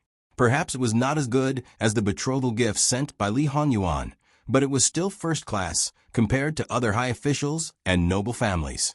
This time, the people who sent the gifts from Qi and Mansion were all clansmen of the Luo family. Although they were basically collateral branches, they were more or less dissatisfied that old Madame Luo gave so many good things to a girl. However, when they learned that she was going to marry the prince and be the princess, their dissatisfaction disappeared. No matter what, they couldn't ruin the reputation of the Luo family. Looking at this scene, even those who were a generation older than Luo Peishan were speechless. It was naturally a matter of pride for the Luo family to have a princess. The clansmen of the Luo family all wanted to see the fun and broaden their horizons. So many people came. Because there were so many people, old and young, the speed was slowed down because there were too many people, old and young. Fortunately, most of these people had immediate relatives in the capital city. Otherwise, the Luo family would definitely not be able to accommodate so many people. In the afternoon, Jingwan's maternal family also arrived quietly. Fortunately, there were not many people. Her maternal grandparents, 2 uncles, 2 cousins, aunt, and other cousins did not come. Obviously, the 2 old people came specially for Jingwan's marriage. Her uncles and cousins more or less meant to explore the road. Jingwan didn't know the arrival of the Zhang family until she saw them. It was Luo Rongyan who arranged for people to pick them up. At this time, everyone was so busy that they had to settle the relatives in each branch. Anyway, the Luo family booked a lot of inns in case of emergency. Even if they wanted to meet the in-laws, they had to postpone it. Jingwan was not very familiar with them. There was no other way. They were not from Qi and Prefecture. Although they were in the same prefecture as Qi and Prefecture, transportation was inconvenient, and they rarely had contact with each other. Without a foundation of affection, even if they were blood relatives, Jingwan could not hug and cry. She could only pay her respects politely. Although it was a little awkward, Jingwan's eldest uncle was a smooth and slick person. So, the atmosphere was quite harmonious. However, not long after, Jingwan's aunt's family also came.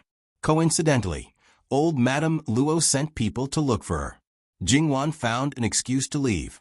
The people of the Zhang family were also shrewd people. They could clearly see that the Gu family and the Luo family's second branch were not very harmonious. They did not expose it directly, but they could not help but ask a few questions later. Because there were a lot of things added, all of them had to be added to the dowry list. What should be packed also had to be packed. In fact, it was simplified and simplified. For example, the pearls and gems sent by Li Hongyuan, and even the complete set of head ornaments, were still packed in boxes. Almost all of the boxes were packed to the brim, and a finger could not fit in. Even so, it was still far more than 128 boxes. Finally, thinking of Jin Qinhuang's actions, they simply broke the pot and added 20 boxes, surpassing Prince Kang's wedding. In any case, they were not standing on Prince Kang's side, so there was no need to give him face. If the emperor wanted to punish them, just let Jin Qinhuang take the blame. As for the dowry property and real estate, the Luo family did not have any estates in the capital. However, when old Madame Luo married Luo Peishan, she did have a few estates, which was given to Jingwan. In addition, there were a few estates in Qinfu. The locations were not very good, but there was nothing they could do about it. After being busy until the evening, the people of the Zhang family finally met with the two elders of the Luo family. The two elders obviously already knew about the good things that the eldest daughter had done, and the younger daughter. Before this daughter got married, they did not seem to think that there was anything wrong with her temperament. Looking at it now, they simply did not have the face to face their in-laws. After not being in contact for a long time, Jingwan discovered that her maternal grandparents and uncles were all normal people. Why was it that the daughters that the two elders taught were each more abnormal than the other? Early the next morning, more and more people came to add to Jingwan's dowry. Digression. Because of time constraints, the first 3 chapters were added later. If dear ones feel that they did not connect, you can go back and read it again. Tomorrow is the official wedding, https://www.bicken.com/11/11807/6653339. HTML chapter error. Click here to report. Registration is not required. We will deal with it as soon as possible. After reporting, please wait patiently and refresh the page. Please remember the domain name of this book, www.bicken.com, Bikuga mobile reading website, mbicken.com.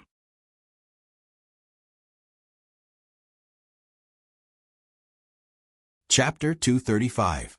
Even some people who were only familiar with her also came to visit. As a result, there was an endless stream of people coming in and out of the Luo family. The things that were given to her were also relatively valuable. However, after being blinded by the things that Li Hongyuan sent, no matter how valuable the things were, Jingwan was able to remain calm. Her horizons had been raised by more than 1 or 2 levels. In the afternoon, the dowry was carried one after another out of the Luo family's front door. Such a rich dowry was enough for many people to talk about for a long time. As for the many clan relatives of the imperial family, the things that were placed on the surface would not cause them to do anything. As for the things in the chest, they would not look at them due to their status. However, they were very certain that there were many good things in the chest. How could the things that Jin Qinhuang sent to the Luo family be bad? The imperial family's clan relatives, from top to bottom, except for the emperor's branch, don't look at the other people holding the surname of the country. They were also falling further and further apart.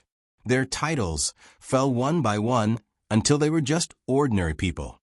If they did not work hard, they might even be inferior to the common people. The emperor was rich in the world. Could it be that he still cared about the clan relatives? Generation after generation, it was unknown how many there were. It was not like he had nothing better to do. As a result, even if some people still held the title of Junwang, their families were actually poor, especially those who were not favored by the emperor. As a family member, their original background was not high, and the good things that they had seen were limited. Naturally, they were salivating over these things. However, due to their status, they had to maintain it. Not only could they not lose their composure, they also had to have an indifferent and disdainful appearance. If they lost face and were driven out, the consequences were definitely not something that they could bear. Among Jingwan's several head maidservants, Qing Zhu and Qing Lan led the other dowry people in advance. Originally, they were a bit restrained, worried that the rules of the Wang Fu were too big and that they would make a mistake and lose the girl's face. Who knew that the Wang Fu's people had arranged them properly? The girl's dowry had long been arranged in a special courtyard, and there was no need for them to do anything. As the supervisor Mu Gonggong, he surrounded Qing Zhu and Qing Lan's shameless older sister, and was even more attentive than the Luo family's maidservants. As the saying goes, one who is unaccountably solicitous is hiding evil intentions. This made the two even more vigilant. Touching his nose, Eunuch Mu was speechless. Well, he just wanted to build a good relationship with the people around the princess in advance. If anyone said a good word for him in front of the princess, it might be of great benefit to him. However, they didn't know that he was trying to curry favor with their master. They only knew that he was the prince's personal eunuch and the head steward of the prince's residence. In their eyes, he was considered high and mighty. Under normal circumstances, after their master married into the family, they would have to give him some face. The ones who should be fawning over him were them. They hadn't even done anything yet, but he had already done something that was completely unfitting of his status. Wouldn't that make them stand up all over their body and guard against him for plotting against them? If Eunuch Mu knew what they were thinking, he would probably say one word: how wronged. Speaking of which, among the maidservants, Qing Zhu was the oldest. Originally, they wanted to find a person who could entrust her life to Jingwan before she got married. However, the plan couldn't keep up with the changes. Jingwan got married at least a year earlier than expected. However, even if she got married, she would still become a dowry in the end. In the evening, Mrs. Zhang came to Jingwan's place and waved away the servants. "Mother, it's so late. What's the matter?" Jingwan asked with some doubts. Madame Zhang stealthily took out something and looked at her daughter as she stammered. When Jingwan saw her behavior and saw the shape of the thing wrapped in a brocade handkerchief, she roughly understood that this was an adult education before marriage. However, it was obvious that her mother wasn't a qualified teacher. After hesitating for a long time, she didn't say a word. In the end, under Jingwan's puzzled gaze, she hurriedly stuffed the thing into her hands. "Wan, take a good look. Mother will go back first." As if something was chasing after her, Mrs. Zhang walked very quickly. Jingwan couldn't help but laugh. However, she still picked it up and wanted to see what the Qi Yuan's erotic pictures looked like. She took off the brocade handkerchief and casually flipped through 2 pages. To be honest, the characters weren't beautiful enough. However, the key points were clearer than expected. Not to mention that in Jingwan's previous life, she wasn't unfamiliar with such things. Even in this life, there was an unruly bastard. Even if it wasn't the last step, he would still say it. He deliberately lowered his voice and whispered in her ear. At the same time, he also gestured with his hands. Jingwan was burning with anger. Jingwan immediately closed the book and threw it aside. The man in the book was far worse than a certain someone. What was the point of looking at him? Moreover, Jingwan raised her eyebrows. This book might be a scourge. According to a certain someone's magical brain circuit, would he be jealous because she saw another man's body? She would be the one to suffer. When Nanny Gong came in, Jingwan was fiddling with the wick of a lamp with a silver stick. She said in a light voice, "Nanny, take this book and burn it." Nanny Gong walked forward and picked up the book on the bed. She knew what it was. "Young lady, You can't burn this thing at the bottom of the box. It's one of the necessities of the dowry. It's inauspicious to lose it. Oh, then Nanny can put it at the bottom of the box. Jingwan's voice was still indifferent. However, Granny Gong, who was familiar with Jingwan's personality, knew that her miss was just using her calmness to cover up her reluctance to talk about this matter. The main reason she didn't want to talk about it was because she was shy. Her young lady was about to get married. The prince could finally get what he wanted. Although she had known that this day would come, she was happy but also a little disappointed. However, Jingwan didn't expect that a certain someone would attack her at night again. Didn't they say that they couldn't see each other for 3 days before the wedding? Therefore, he didn't do anything other than hug Jingwan to sleep. Thinking about it, Jingwan was going to bathe and wear the wedding dress tomorrow. If there were traces on her body, it would be really troublesome. He didn't move. Jingwan was in a daze. She was not fully awake and subconsciously leaned into his arms. When she was about to fall asleep, Jingwan remembered something. Shouldn't there be a boy sleeping with you tonight? Is it okay for you to run away like this? Jingwan also thought it was quite interesting. 1 to 3 nights before the wedding, a young man with both parents would sleep with the groom, and he would sleep on the inside of the bed. He was called the best man. At night, he would eat steamed buns, peanuts, and eggs for this young man. When he left on the morning of the wedding day, he would give him a red packet, which was commonly known as the urine bottle. The best man was only a few years old. It was totally different from her previous life. How can we let someone who doesn't want to sleep on our bed? Li Hongyuan said matter-of-factly. So, I fed the child some calming medicine and threw it somewhere else. Anyway, this prince doesn't follow the rules. Jingwan raised her eyes and glanced at him. Did that mean that he really meant what he said and did? She didn't bother with him anymore. She would be tired tomorrow. Li Hongyuan shifted Jingwan's body, trying to make him more comfortable. The reason he came to look for Jingwan was purely because he couldn't sleep. The closer it was to the wedding date, the more difficult it was for him to sleep at night. It wasn't because he was nervous, but because he was excited. From head to toe, he was screaming with excitement. He didn't try to control himself. Instead, he let himself go. However, it was true that he hadn't had a good rest for the past few days. Although he didn't feel anything, his body was more or less affected. It was his wedding with Wanwan, so he naturally wanted to be in his best condition. In fact, Jingwan could really make him sleep well. Jingwan didn't see him when she woke up. She was used to it.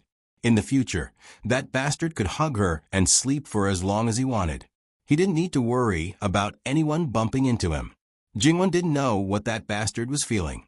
In the future, she didn't need to sneak around like a thief. Jingwan was quite happy. As for the many problems that she might face after the wedding, Jingwan naturally wasn't a coward.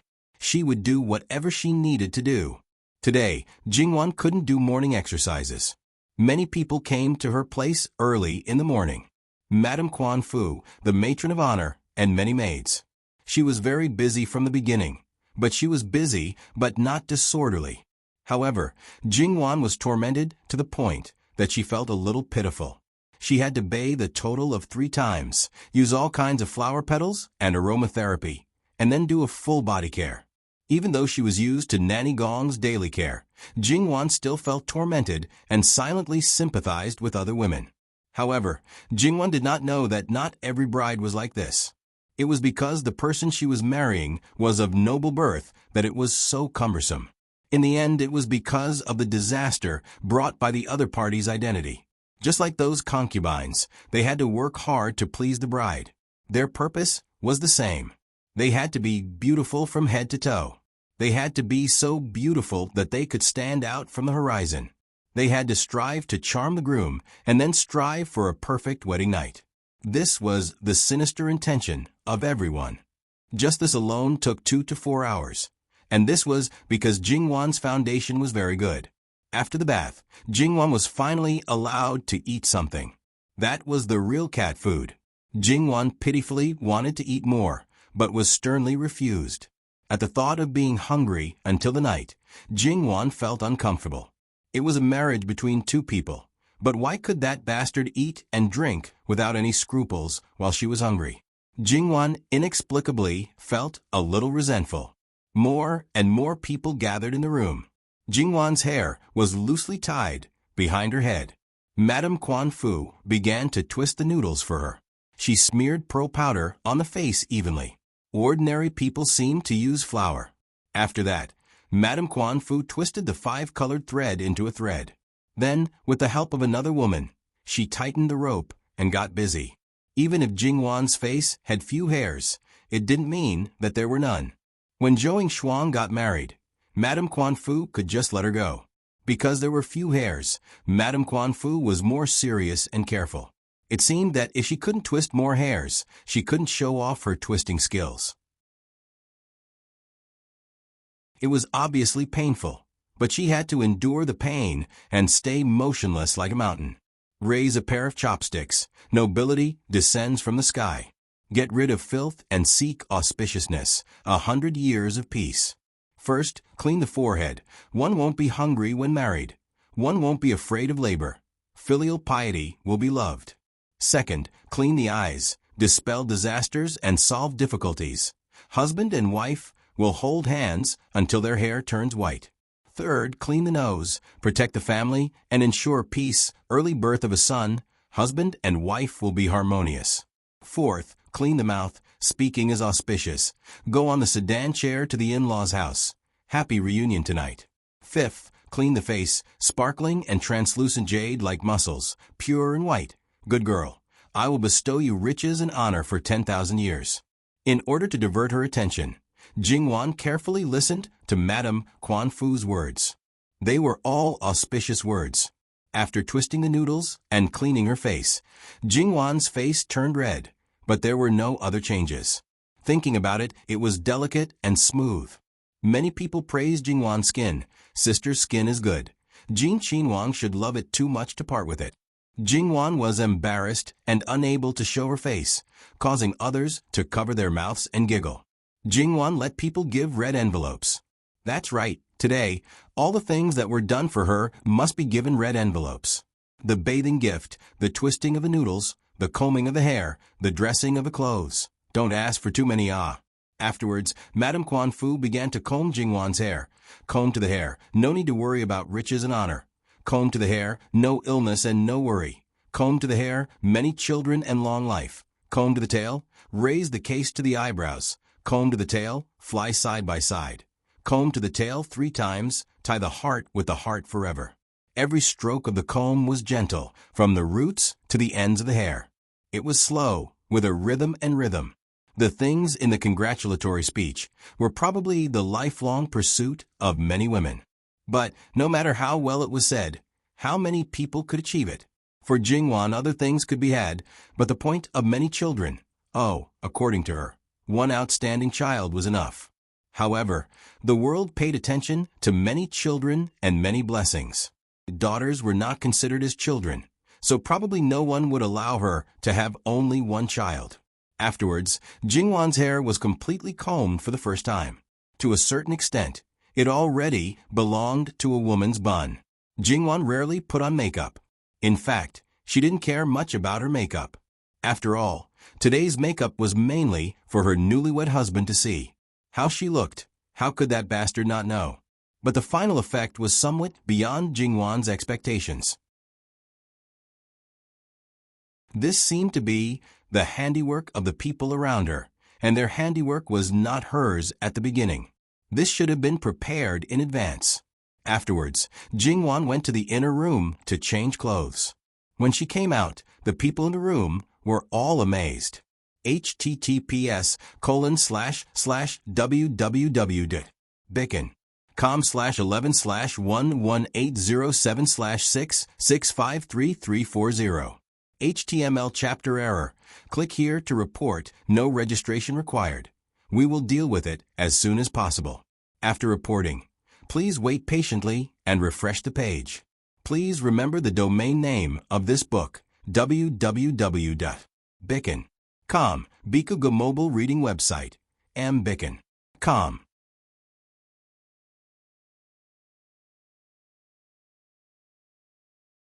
Chapter 236. It was a bright red moonlight silk with golden embroidery. The hard silk on the shoulders spread out layer by layer like flower petals, slanting down along the shoulders. The middle of the lapel converged below the belt between the chest and abdomen, as well as the wide-sleeved skirt. The golden outline of the 9 heavens, flying phoenixes, was exquisite and beautiful, vivid and lifelike, as if it would fly out of the dress at any time. The luxurious golden color, together with the brilliant red moonlight, complemented each other, like a wedding dress flowing in the sky. The arms were covered with an extremely soft and thin scarlet mermaid gauze, which flowed down the back of the wedding dress and overlapped with the more than 3 feet of moonlight on the ground, dragging on the ground. 3 pure golden phoenix belts were tied around her waist, overlapping each other, perfectly outlining her exquisite figure. Jingwan's hands were naturally crossed in front of her lower abdomen. Her clear and bright eyes, long eyelashes, exquisite makeup, and lips were not that kind of intense red or dark pink, but looked soft and beautiful, with a slight smile. Even if it was not the most beautiful color, at this moment, it gave people a feeling that the most beautiful woman in the world was just this. Even though the wedding dress was only red and gold, it was unusually gorgeous. It was not known whether it was the dress that set off Jingwan's temperament, or Jingwan that supported the elegance of the dress. Perhaps it was because the two complemented each other that this was a wedding dress that belonged to Jingwan, one of a kind. The production of moonlight silk was extremely low. In the past, it had never appeared in bright red. As for the wedding dress, a woman would only wear it once. Because it was the only time she would wear it, it was very precious. However, because it was only once, no one would waste the best things. They probably never even thought about it. But Li Honyuan did so, to specially weave a bolt of bright red moonlight silk, and the golden thread used for embroidery, all of which required a considerable amount of manpower. Therefore, Li Honyuan just did his best to give Jingwan the best, even if it was only once. Lady Quan Fu helped Jingwan put on the phoenix coronet. It was also made of pure gold and was divided into 2 parts. The top part of the coronet was connected by several golden twigs. In the middle of the front section, there was a peony. It wasn't that kind of extremely lifelike appearance, but more like a relief sculpture. 2 flying phoenixes had their heads facing inwards, as if they were holding the peony in their mouths. Their bodies extended outwards in a graceful posture. There were several tassels at the front, and at the bottom, there was a golden pearl the size of a grain of rice hanging in front of the forehead. Jingwan, who was fully dressed, looked so beautiful. Not to mention her relatives and friends, even Madame Luo and Jingwan's grandmother were very satisfied with Jingwan's outfit. As a woman, she did not have many pursuits. The phoenix coronet, the robe, and the 10 miles of red makeup were even regarded as the greatest honor by many women. Jingwan didn't have much affection for her grandmother, and they weren't close. However, the intimacy between Jingwan and Madame Luo made him very envious. Why didn't he have such a smart and well-mannered granddaughter? Naturally, he also felt regretful that Jingwan was estranged from her because of objective reasons. On the other hand, how could his stupid daughter give birth to such an exquisite child? It had nothing to do with her at all. She was simply lucky. Madame Zhang was complacent about this, but she was beaten back to her original position by the words, "not close to you." If some people were satisfied, there would naturally be others who were dissatisfied and even jealous. How could different people have different fates? Not to mention other things, just the dowry alone was priceless. You might have its own money, but you wouldn't even be able to touch it.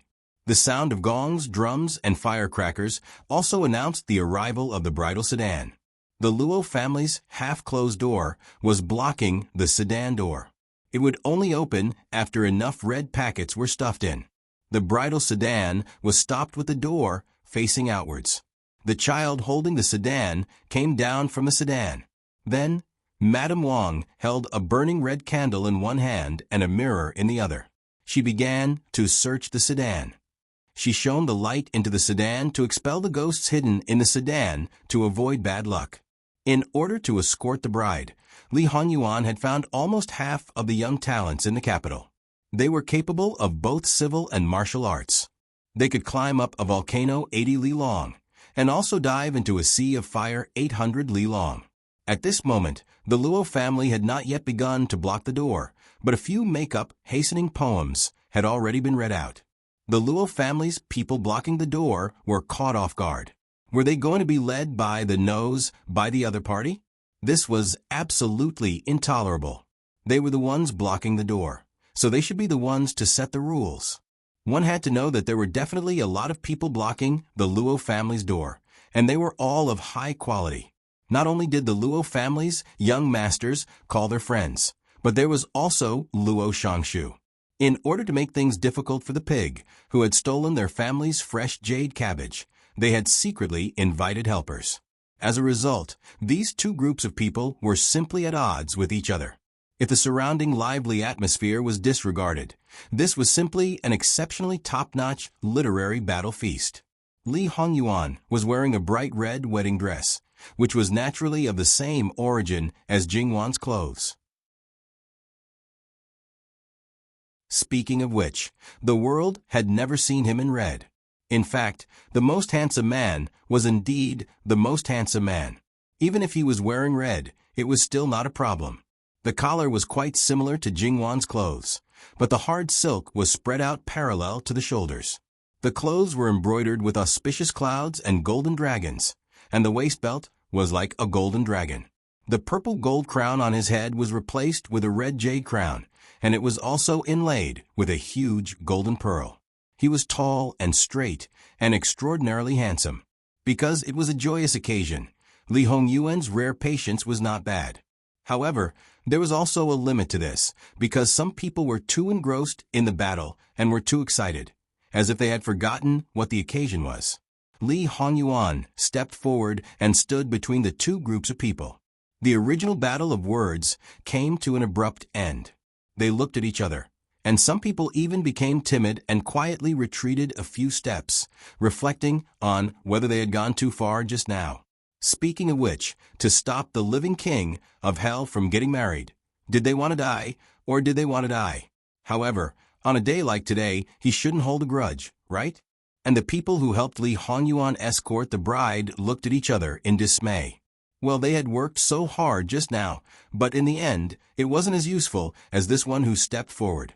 Speaking of which, with Jin Qinhuang's imposing manner, he completely didn't need their help to marry his wife, right? Well, in that case, it probably couldn't be called a marriage, but a proper kidnapping of the bride. That, in fact, it's about time. It's better to get out of the way earlier. Facing the living king of hell, there was no pressure. What was more needed was courage. However, at this time, two little guys, one boy and one girl, came out from behind the adults and stood in front of Li Hongyuan, calling out crisply, "Brother-in-law." Perhaps because he was pleased by this address, or perhaps because the other party was a child. Li Hongyuan's face softened a bit. His reputation was a bit rotten, but it wasn't to the extent that he was famous among the children. Moreover, people who were good-looking naturally had an advantage. Thus, the two children raised their small faces to look at him, and weren't frightened. However, the appearance of the two children made everyone realize that they were merely the descendants of Luo Shangshu. They were simply as treacherous as him. No matter how deranged the living king of hell was, it was possible for him to lay his hands on children, not to mention the bride's younger brother and sister. Sure enough, Li Hongyuan stretched his hand behind him, and then several red envelopes were placed in his hand. Li Hongyuan didn't look at how much it was, and directly divided it into two and handed it to them. At this moment, many people were envious. The people who had just received the red envelope had already seen it. Inside the red envelope were either gold notes or silver notes. There were 2 notes with a value of 100. Just imagine if they had a few more red envelopes with gold notes, it would simply be a windfall. They had never seen such a generous knocking fee. "Thank you, brother-in-law," the 2 children said in unison, and then the girl continued, "Although we received brother-in-law's red envelopes, we still can't make way for brother-in-law. Brother-in-law has to answer a few questions first." Li Hongyuan actually didn't have a good impression of children, but today was a bit of an exception. He nodded and said, "Okay, we like third sister very much. Third sister has been married by brother-in-law. What should we do if we miss her? You can go to the Wang mansion to see her at any time. Grandmother loves third sister the most. What should we do if grandmother misses third sister? Your third sister can come back to see her at any time. But you can go to the Wang mansion for a short stay from time to time. Your third sister can also come back for a short stay." Li Hongyuan said neither lightly nor heavily. Isn't it said that a married girl can't casually return to her maternal home? It's against the rules. On this issue, Ben Wang is talking about the rules. Very good. This was very Li Hongyuan, very much like a living king of hell. Other men couldn't say this kind of thing. In the family, in this aspect, they as children and grandchildren never had the right to speak. These words were naturally passed to the rear courtyard word for word.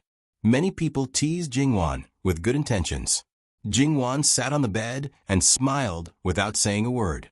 This kind of words, in fact, was not beyond her expectations. In this aspect, she seemed to have a bit of inexplicable confidence. Who gave her this confidence? Naturally, it was the man who was going to marry her. Jin Qinwang is really good to Biaomei. However, as a descendant of the heavenly crown, to personally escort the bride is the most surprising. Jingwan faintly glanced at her. Should it be said that this Gu family's young lady still hadn't given up? She always popped out from time to make her presence known, but it wasn't to make a good impression, but to make a bad impression. The other people in the room also looked over. The way they looked at Gu Xiaomei was a bit subtle. Their eyes clearly wrote, "Where did this brainless person come from?" In this world, the only person who didn't need to personally escort the bride was only one person, and that was the Son of Heaven. Even so, he would arrange a grand ceremony to escort the bride. Other than that, even if it was an imperial prince or Qinwang, what could they do? Unless from the beginning, they didn't put their wife and her family in their eyes, or even extremely despised them and completely didn't worry about offending them. How could they dare to do this so openly? The average person's brain was flooded with water. Gu Xiaomei blushed and lowered her head. She seemed to be at a loss. Jingwan chuckled. She felt that this one wasn't so embarrassed that she couldn't show her face, but was excited. Being watched by so many people, she only cared about enjoying, and didn't notice the true meaning of the surrounding people's gazes.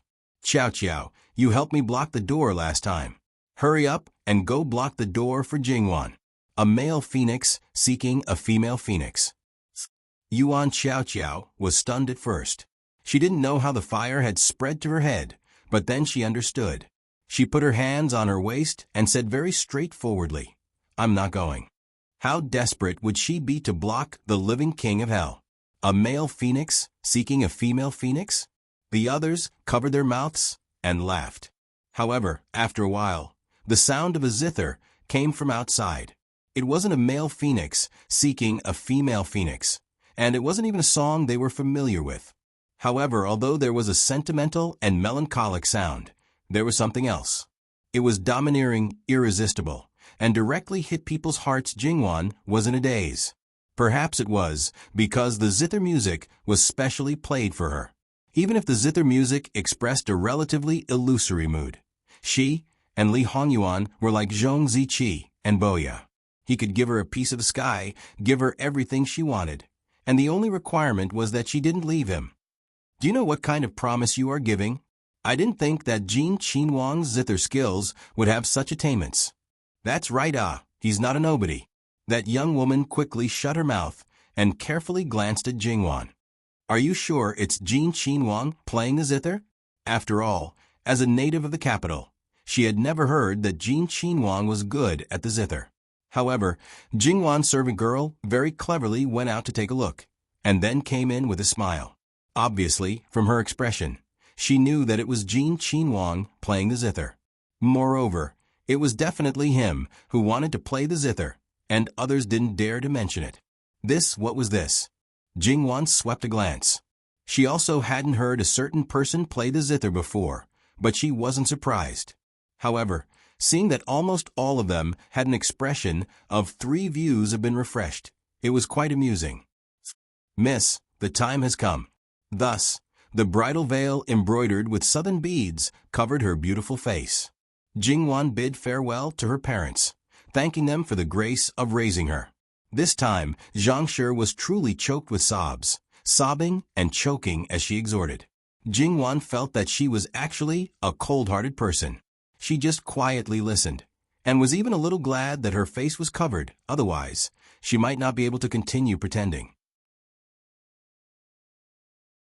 If it was grandmother sitting here, instead, grandmother, she wouldn't cry. Just as Luo Jingbo was about to carry Jingwan out, Li Honyuan went straight forward and carried Jingwan in his arms. Almost everyone cried out in surprise.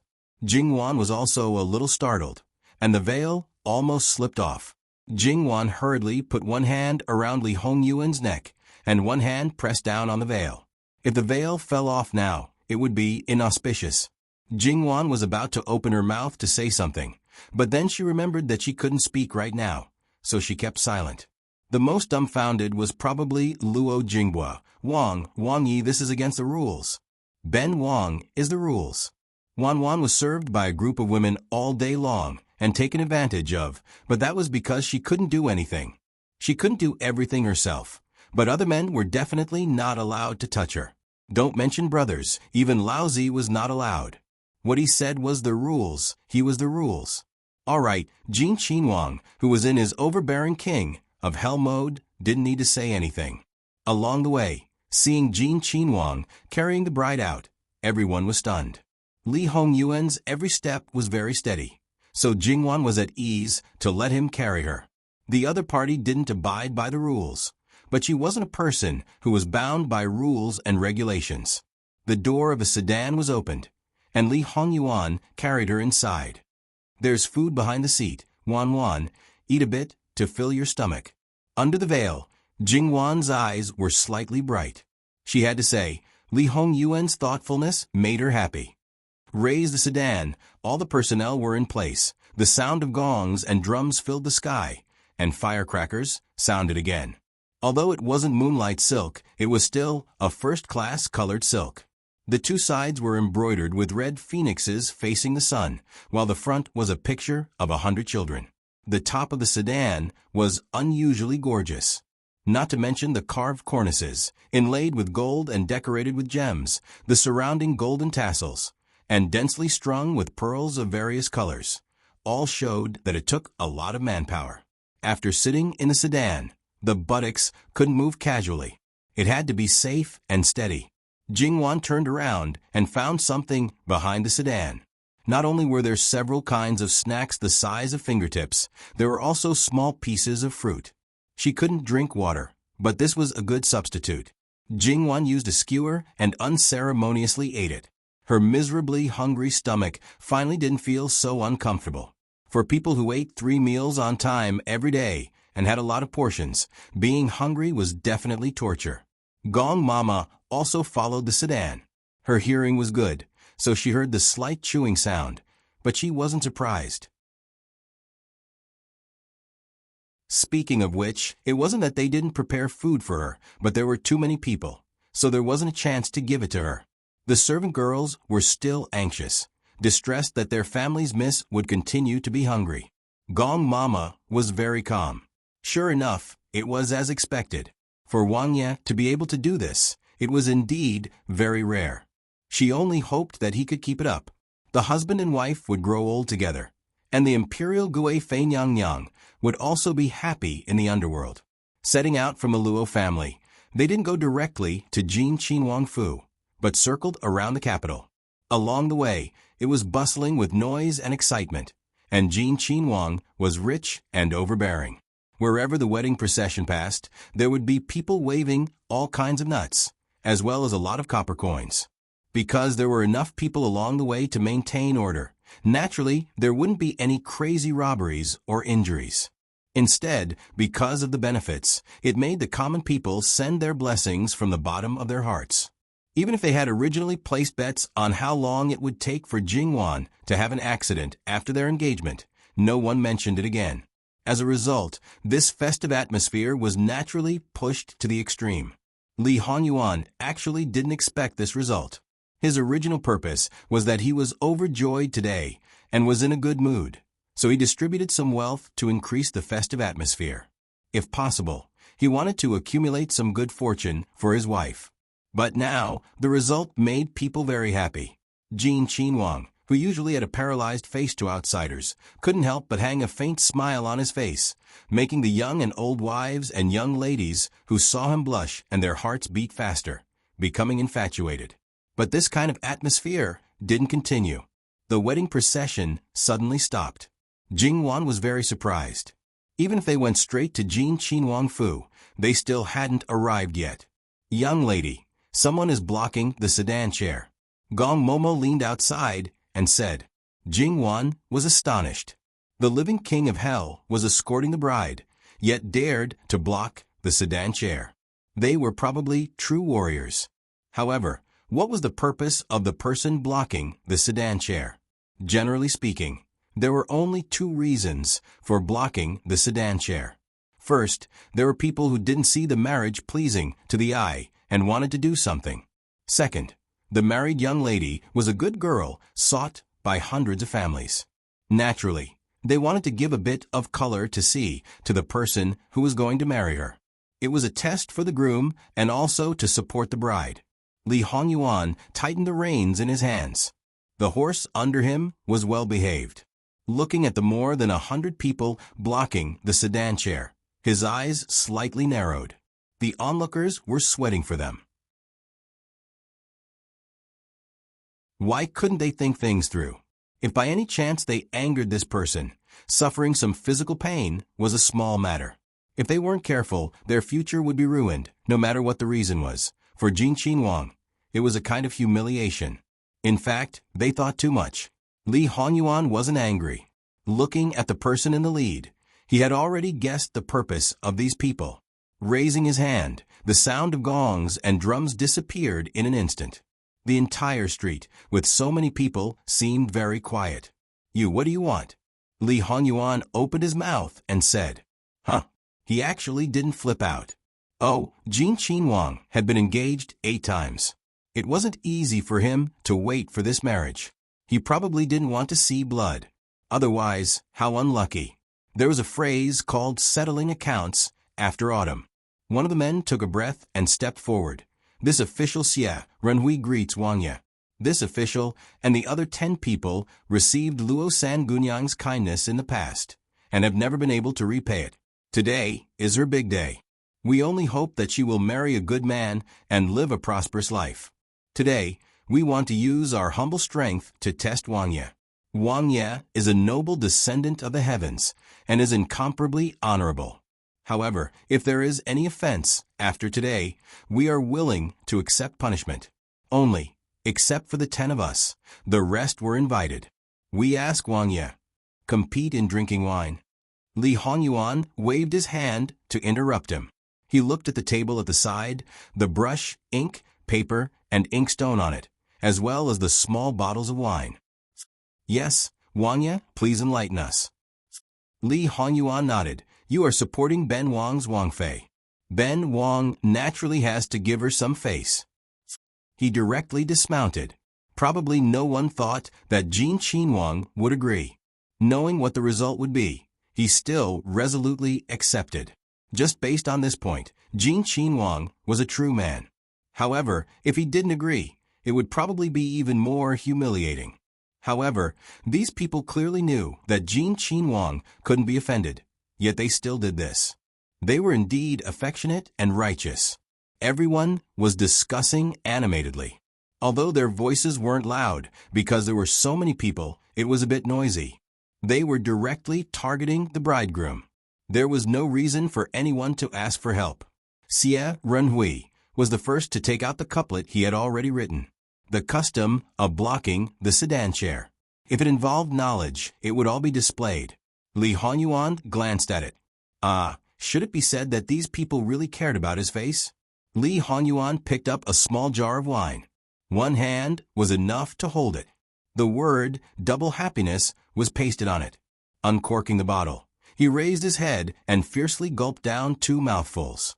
Then he casually threw it away. With a clatter, the wine jar broke into pieces. It can't be, you can't match us so easily. Obviously, anyone with a bit of knowledge shouldn't have a problem. Jin Qin Wang is really. Xie Renhui's face was also a bit ugly. Their goal was to support Luo Sangunyang, not to step on Jin Qin Wang. After all, as Luo Sangunyang's husband, if he was stepped on too unsightly, Luo Sangunyang's face would also lose. In order to do it more beautifully, they didn't spare any effort. At the crucial time, Jin Qin Wang dropped the chain. If they had known. The next moment, they saw Li Honyuan pick up a brush, dip it in ink, brush it a few times, and then throw the brush away. In a flash, the gray on Xie Renhui's face dissipated. His eyes lit up and looked at Li Honyuan with disbelief. What are you looking at Ben Wang for? https://www.bicken.com/11/11807/66533341. HTML chapter error. Click here to report. No registration required. We will deal with it as soon as possible. After reporting, please wait patiently and refresh the page. Please remember the domain name of this book, www.bicken.com. Biku Go mobile reading website, mbicken.com.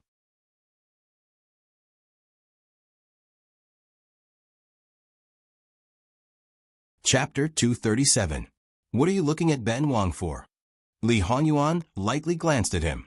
Xie Renhui quivered.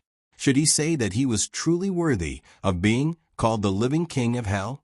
But that aura was not sinister and ruthless, making people fearful.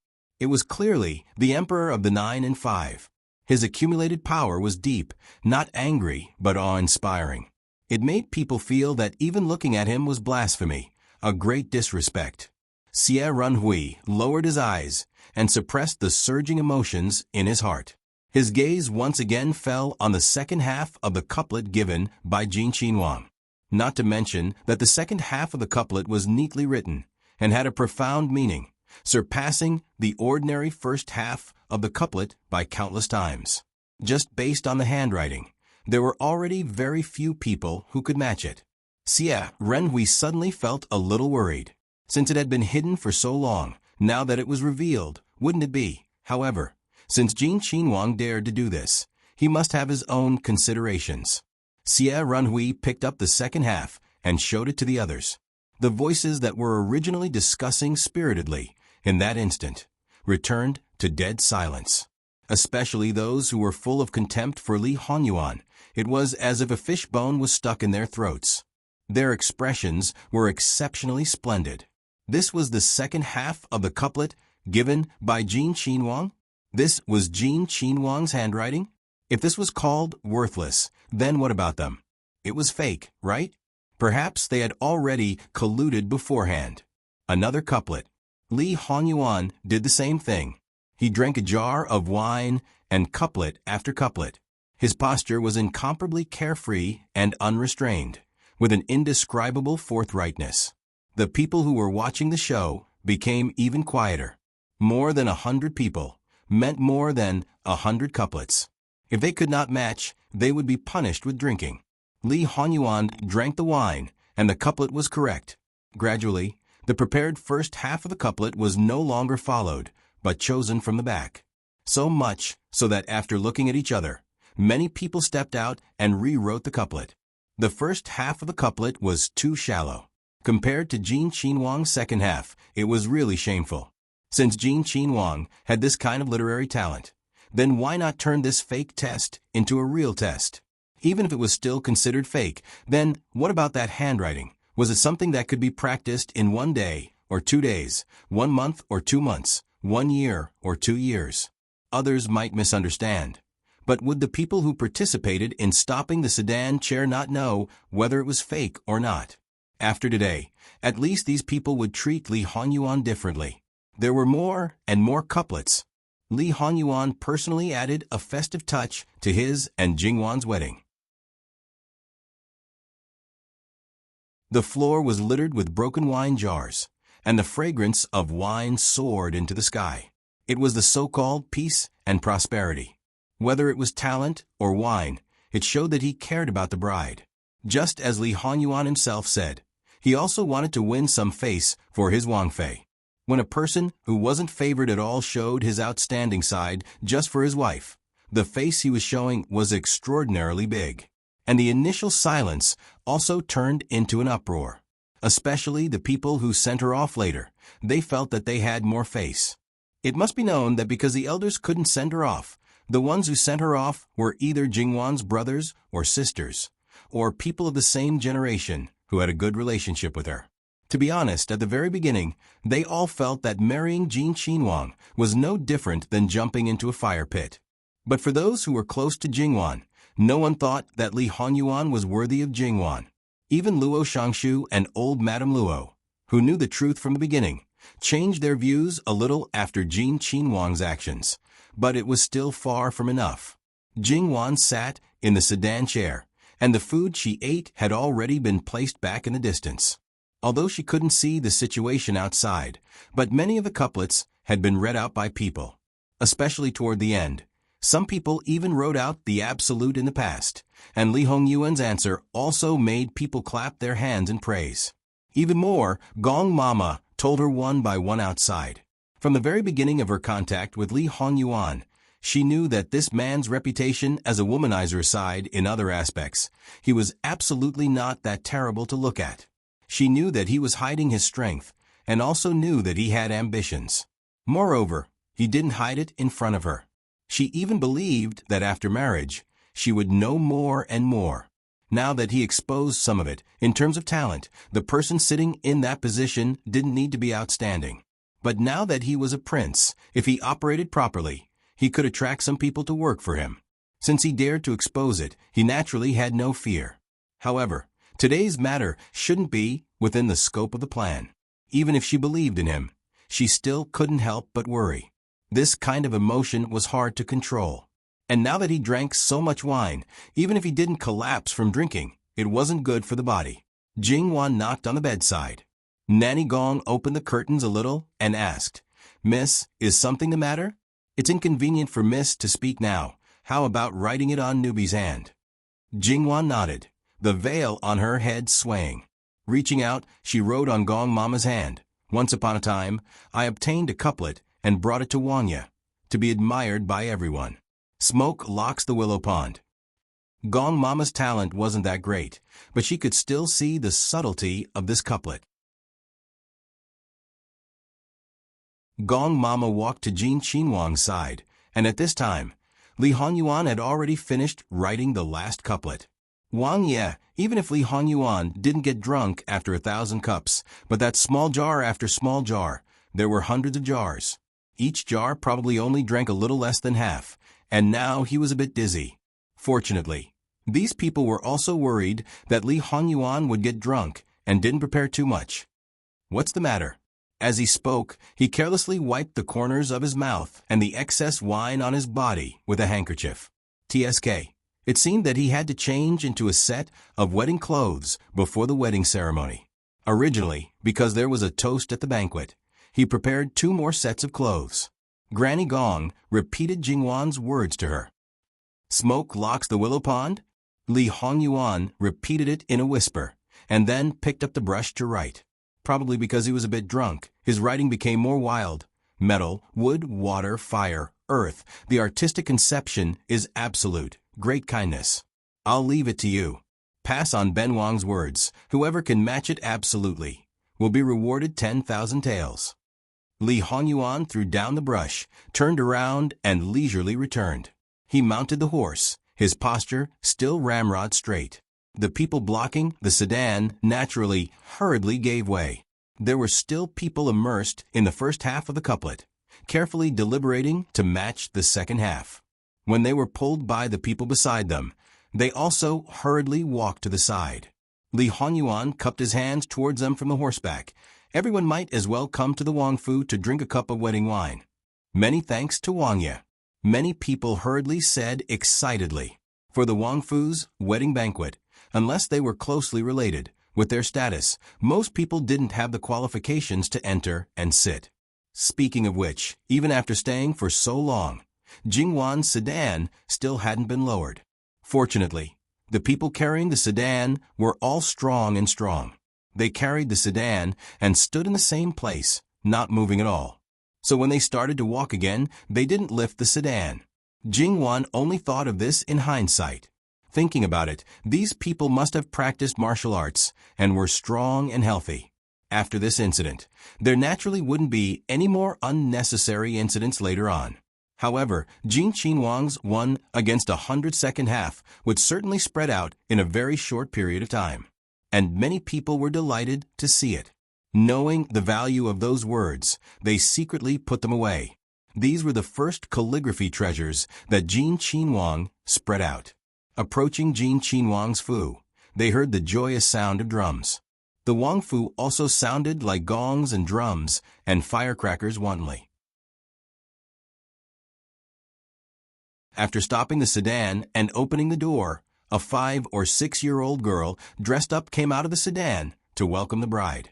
Opening the sedan door, she used her tender little hand to lightly pull Jingwan's sleeve 3 times.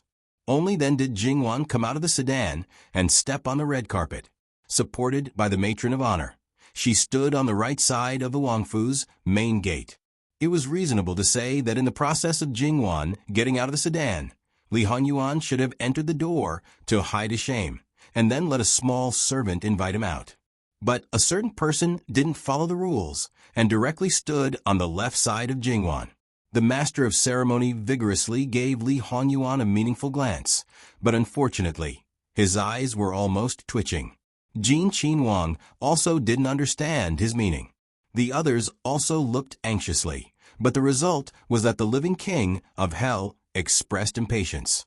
The matron of honor felt her scalp go numb from Jin Qinhuang's gaze. Suddenly understanding, she hurriedly took the red silk tied with red flowers. Li Hongyuan took a step forward, but as he moved, he always paid attention to Jingwan's speed. Jingwan's line of sight was blocked. At this time, she could only slightly lower her eyes and slowly move forward. But fortunately, the matron of honor was by her side, reminding her in a timely manner. For example, going up the steps, and for example, in front of the entrance, there was a scarlet-red saddle with an apple. This thing, without understanding, should know that it symbolized peace and safety. Inside the main gate, both sides of the red carpet were naturally full of guests. Speaking of which, the matter of the sedan being stopped had already been passed back. Seeing Jin Qinhuang's wet clothes, it was certain that this matter was definitely true. Only, the matter of Jin Qinhuang's great power was still to be discussed. However, most people expressed doubts, but there were some people who looked at Li Hongyuan with increasingly deep and serene eyes. For example, those brothers of his. They only had one thought, hiding it so deeply. In the end, what did they want to do? Some people paid attention to Li Hongyuan, and naturally, there were also people who paid attention to Jingwan, that incomparably luxurious wedding dress, 3 feet behind her, dragged on the ground. As she walked slowly, the fragrant red petals on the red carpet quietly danced, stealthily scattering into her wide sleeves. The sleeves and dress gently rose and fell with the breeze, as if a boundless sea of flowers was surging, and also like a burning flame on the horizon, rolling down from the high altitude, as if it would burn down this bustling city. There were even people who wanted to lift your gorgeous veil to see the bride's peerless elegance. Of course, naturally, there were also people who were jealous. For example, those Wang Fei who were about to become Jingwan's sisters-in-law. It must be known that when they were married, the clothes were not embroidered by themselves. The more important it was, the better the material and workmanship were. Among them, the most honorable one was Kong Wangfei. However, Kong Wangfei had already passed away, so the first share naturally fell to Rui Wangfei. At that time, the imperial family gave her less than Kong Wangfei, but in terms of quality, she was even better. Just like the wedding dress, only hers was better. Including the future sisters-in-law, none of them could compare to her. Although she knew that this was the result of the competition between the imperial concubines and the imperial princes, she still had a sense of superiority in her heart. But at this moment, that sense of superiority was completely gone. This wedding dress, she had never thought about it. In fact, no matter how rare something was, as long as the imperial family wanted it, they could naturally take it out. The bright red, moonlight silk, it was just that they didn't think of it. Jin Xinhuang thought of it. Ruwei Wangfei suppressed the sourness in her heart. Some things, no matter how jealous she was, it was useless. Moreover, these honors were all given by men. When fourth sister-in-law found trouble with Luo Sengunyang at that time, why didn't she think of the root problem? Ruwei Wangfei put her gaze on Li Hongyuan again. This man may have deceived everyone. Perhaps his good to Luo Sengunyang was only because of his love and care for her. There were no outsiders' messy guesses, like not putting his other brothers in his eyes and giving them face, that he finally had a wife. So naturally, he had to treat her better. That he had a lot of good things, even if it was to show off fortunately. There was still some time before the auspicious time. Jingwan temporarily rested under the cloth shed set up in the front porch of the main hall. Li Hongyuan quickly went to change his clothes. The auspicious time has arrived, the master of ceremonies announced loudly. Li Hongyuan led the way into the wedding hall, but because his Laozi was the emperor, it was impossible for him to appear. The position in the hall was empty. The new couple faced the door. Kneel. Turn around. Kneel, kowtow, kowtow, kowtow, kowtow, kowtow, kowtow. They stood facing each other. In Qiyuan, when they kowtowed to each other, it meant that the one who knelt first would be the master of the family in the future. Because of this, there was a scene where the bride kicked the groom's mat with her feet. Occasionally, the groom would go on strike. In front of the royal family, probably no one would be stupid enough to kneel first, especially as the daughter-in-law of the royal family. Jingwan certainly would not do such a boring thing. Because, like the other daughters-in-law of the royal family, she stood for a while and knelt when she felt that it was enough. But she did not know that in fact, it was her who knelt first, and Li Hongyuan who knelt first. Although there was not much difference between the two of them, the others clearly saw the short period of time he waited. His meaning could not be more obvious. Yes. Kowtow, kowtow, kowtow, kowtow, kowtow, kowtow, kowtow.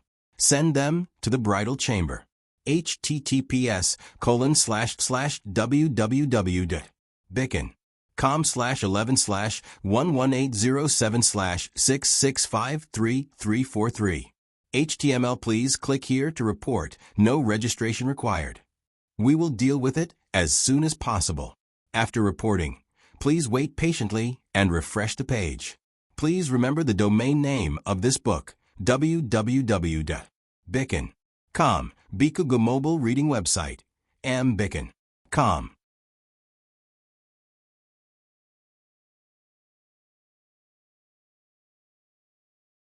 Chapter 238. The two children from before carried the dragon and phoenix candles and led the way. Li Hongyuan used the red silk ribbon to lead Jingwan to the bridal chamber. The wedding hall was in the main hall of the front courtyard, and the bridal chamber was in the main rear courtyard. In such a big Wangfu, the distance was not short, especially when Jingwan had to step on the rice bags as she walked. There were 5 rice bags laid out in succession. Every time she walked past one, a maidservant would pass it to the front and lay it on the red carpet. Carrying on the family line, 5 generations living under the same roof. The rice bags were laid out flat. Except for her line of sight being obstructed, Jingwan walked steadily step by step. Walking to the bridal chamber door, Jingwan stepped over the brazier at the door. Under the guidance of the matron of honor, Jingwan and Li Hongyuan walked to the bedside. However, they first went up a step, past the door, and then walked 2 more steps before reaching the edge of the bed. Very good. From now on, they would start to walk on the bed. The man was on the left, and the woman was on the right. Originally, Li Hongyuan should have pressed his right lapel against Jingwan's left lapel, but he seemed to have forgotten the rules. The two people's clothes were just next to each other, without any gap or overlap. The first time, he might have forgotten. But what about the second or third time? Entering the door, he didn't hide his shame. He didn't kneel first when bowing to the heaven and earth. He didn't press down on the bride's head when sitting in the tent. The intention of holding the wife high was obvious. Then, why did Jin Xinguang do this? But at this time, there probably wouldn't be anyone stupid enough to remind him. Next, it was time to spread the tent. The house was full of womenfolk, Sun Yijia, and the others, who came to send off Jingwan, and the noble ladies of the imperial family. No matter what their thoughts were, the house was full. At this time, everyone worked together, laughing as they continuously scattered red dates, peanuts, longans, lotus seeds, and other things. As they scattered, they also said auspicious words.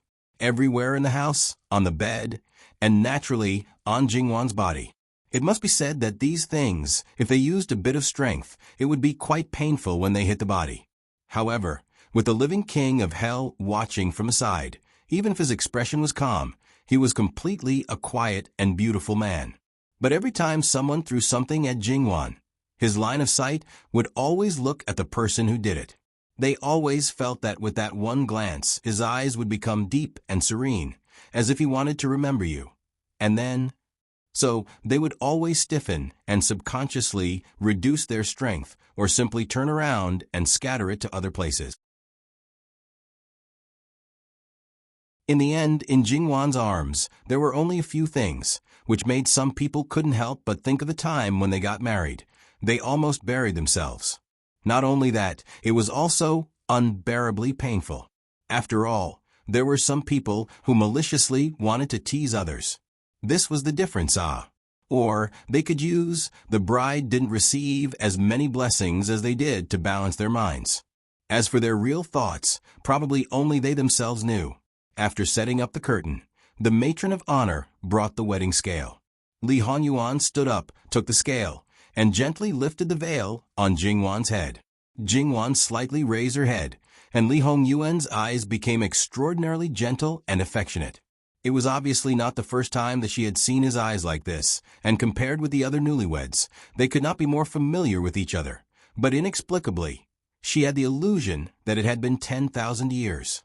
Then, Jingwan inexplicably blushed and quickly lowered her head. Li Hongyuan gently raised the corners of his mouth.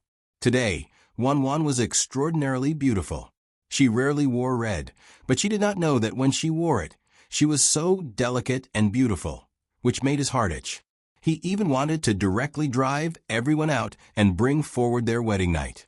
Perhaps in the future, he could buy more red clothes for her.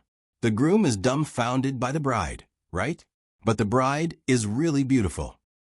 Someone teased, and the others echoed and laughed. Jingwan now only needed to bow her head and pretend to be shy and not speak. Li Hongyuan put down the wedding scale and sat back. At this time, the servant brought the dumplings. The matron of honor took it to Jingwan, picked it up, and fed it to Jingwan. The dumplings were very small and could be eaten in one bite. When Jingwan chewed subconsciously, she remembered that this thing seemed to be half-cooked and should be swallowed directly.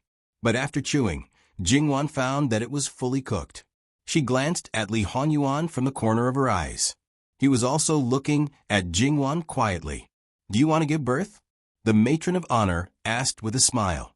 "Yes," Jingwan said, against her will. The matron of honor fed her 2 more before she gave up. The maidservant brought 2 more glasses of wine. In fact, rich people basically no longer used gourds to drink the nuptial wine. According to the different social classes and the different degrees of wealth, the cups used were naturally different. The quilt was connected with a red rope. Jingwan and Li Hongyuan each took a cup, faced each other sideways, slightly raised the cup, drank half of the cup, and then exchanged the wine cups and drank up the wine in the cup. The matron of honor's auspicious words came out freely, and the others also laughed, but it had no effect on the 2 newlyweds. Jingwan was really calm. As for Li Hongyuan, when he wanted to pretend, no one could see his true thoughts. After drinking the nuptial wine, it was time to tie the hair. The matron of honor cut a strand of Li Hongyuan's hair with scissors and then cut it for Jingwan. Don't think that the bride's hair couldn't be cut because her hair was tied up tightly and the phoenix coronet couldn't be removed. In fact, when the bride combed her hair, she had already reserved a small tuft. This small tuft could be easily removed, and it wouldn't affect her hair at all. The maidservant took the hair of the two people, mixed it with a red silk thread, neatly woven it into a concentric knot, and hung it on the bed. From now on, their bodies and souls would be combined together forever, never to be separated. The people in the room wanted to continue to make trouble for the bride, but the groom sat there and didn't leave. He just looked at them quietly. The meaning of driving them away was obvious. Want to torture his wife? Haha. Not to mention the door. There was no crack in the door. In this way, these people went out obediently without the help of the bride's family.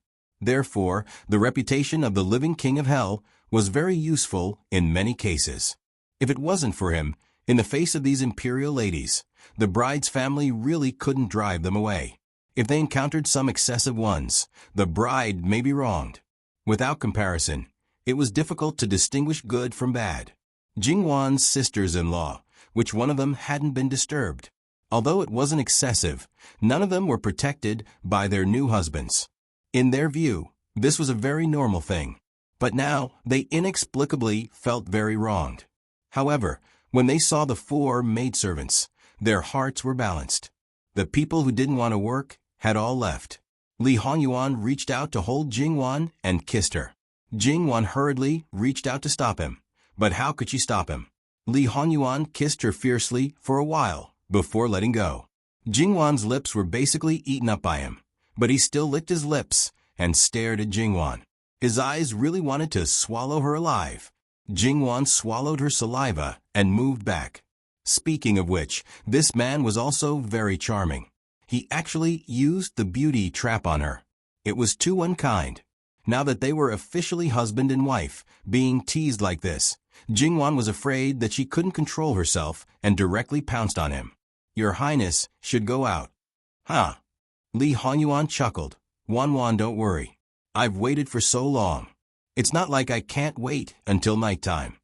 According to his own nature, he would directly go to the bridal chamber now. He was too lazy to care about the people outside. But in this way, his little sweetheart would be gossiped about again. 99 steps had been taken, so this last step didn't make a difference. Jingwan's face was paralyzed. Li Hongyuan knew that she wasn't angry, but had nothing to say. He was even more amused. He reached out to touch the tip of her nose. I'll go out first. You don't need to be restrained in the room. I'll have the servants prepare a table of noodles for you. Don't starve yourself. If you don't like to eat, or if there's anything you want to eat, just tell them. Jingwan nodded. He was really becoming more and more long-winded. This wasn't the right style, okay? Speaking of which, this should be a completely unfamiliar place. But the fact was, the furnishings here were quite similar to her boudoir in the Luo family. It was just that the place was much bigger. In addition, the servants who were supposed to serve her were all here, so she really didn't feel restrained. Li Hongyuan leaned over and kissed her again before preparing to leave. Nurse Gong very calmly handed him a handkerchief to let him wipe the remaining lipstick on his lips. The banquet was a flowing banquet that would last from now until the evening.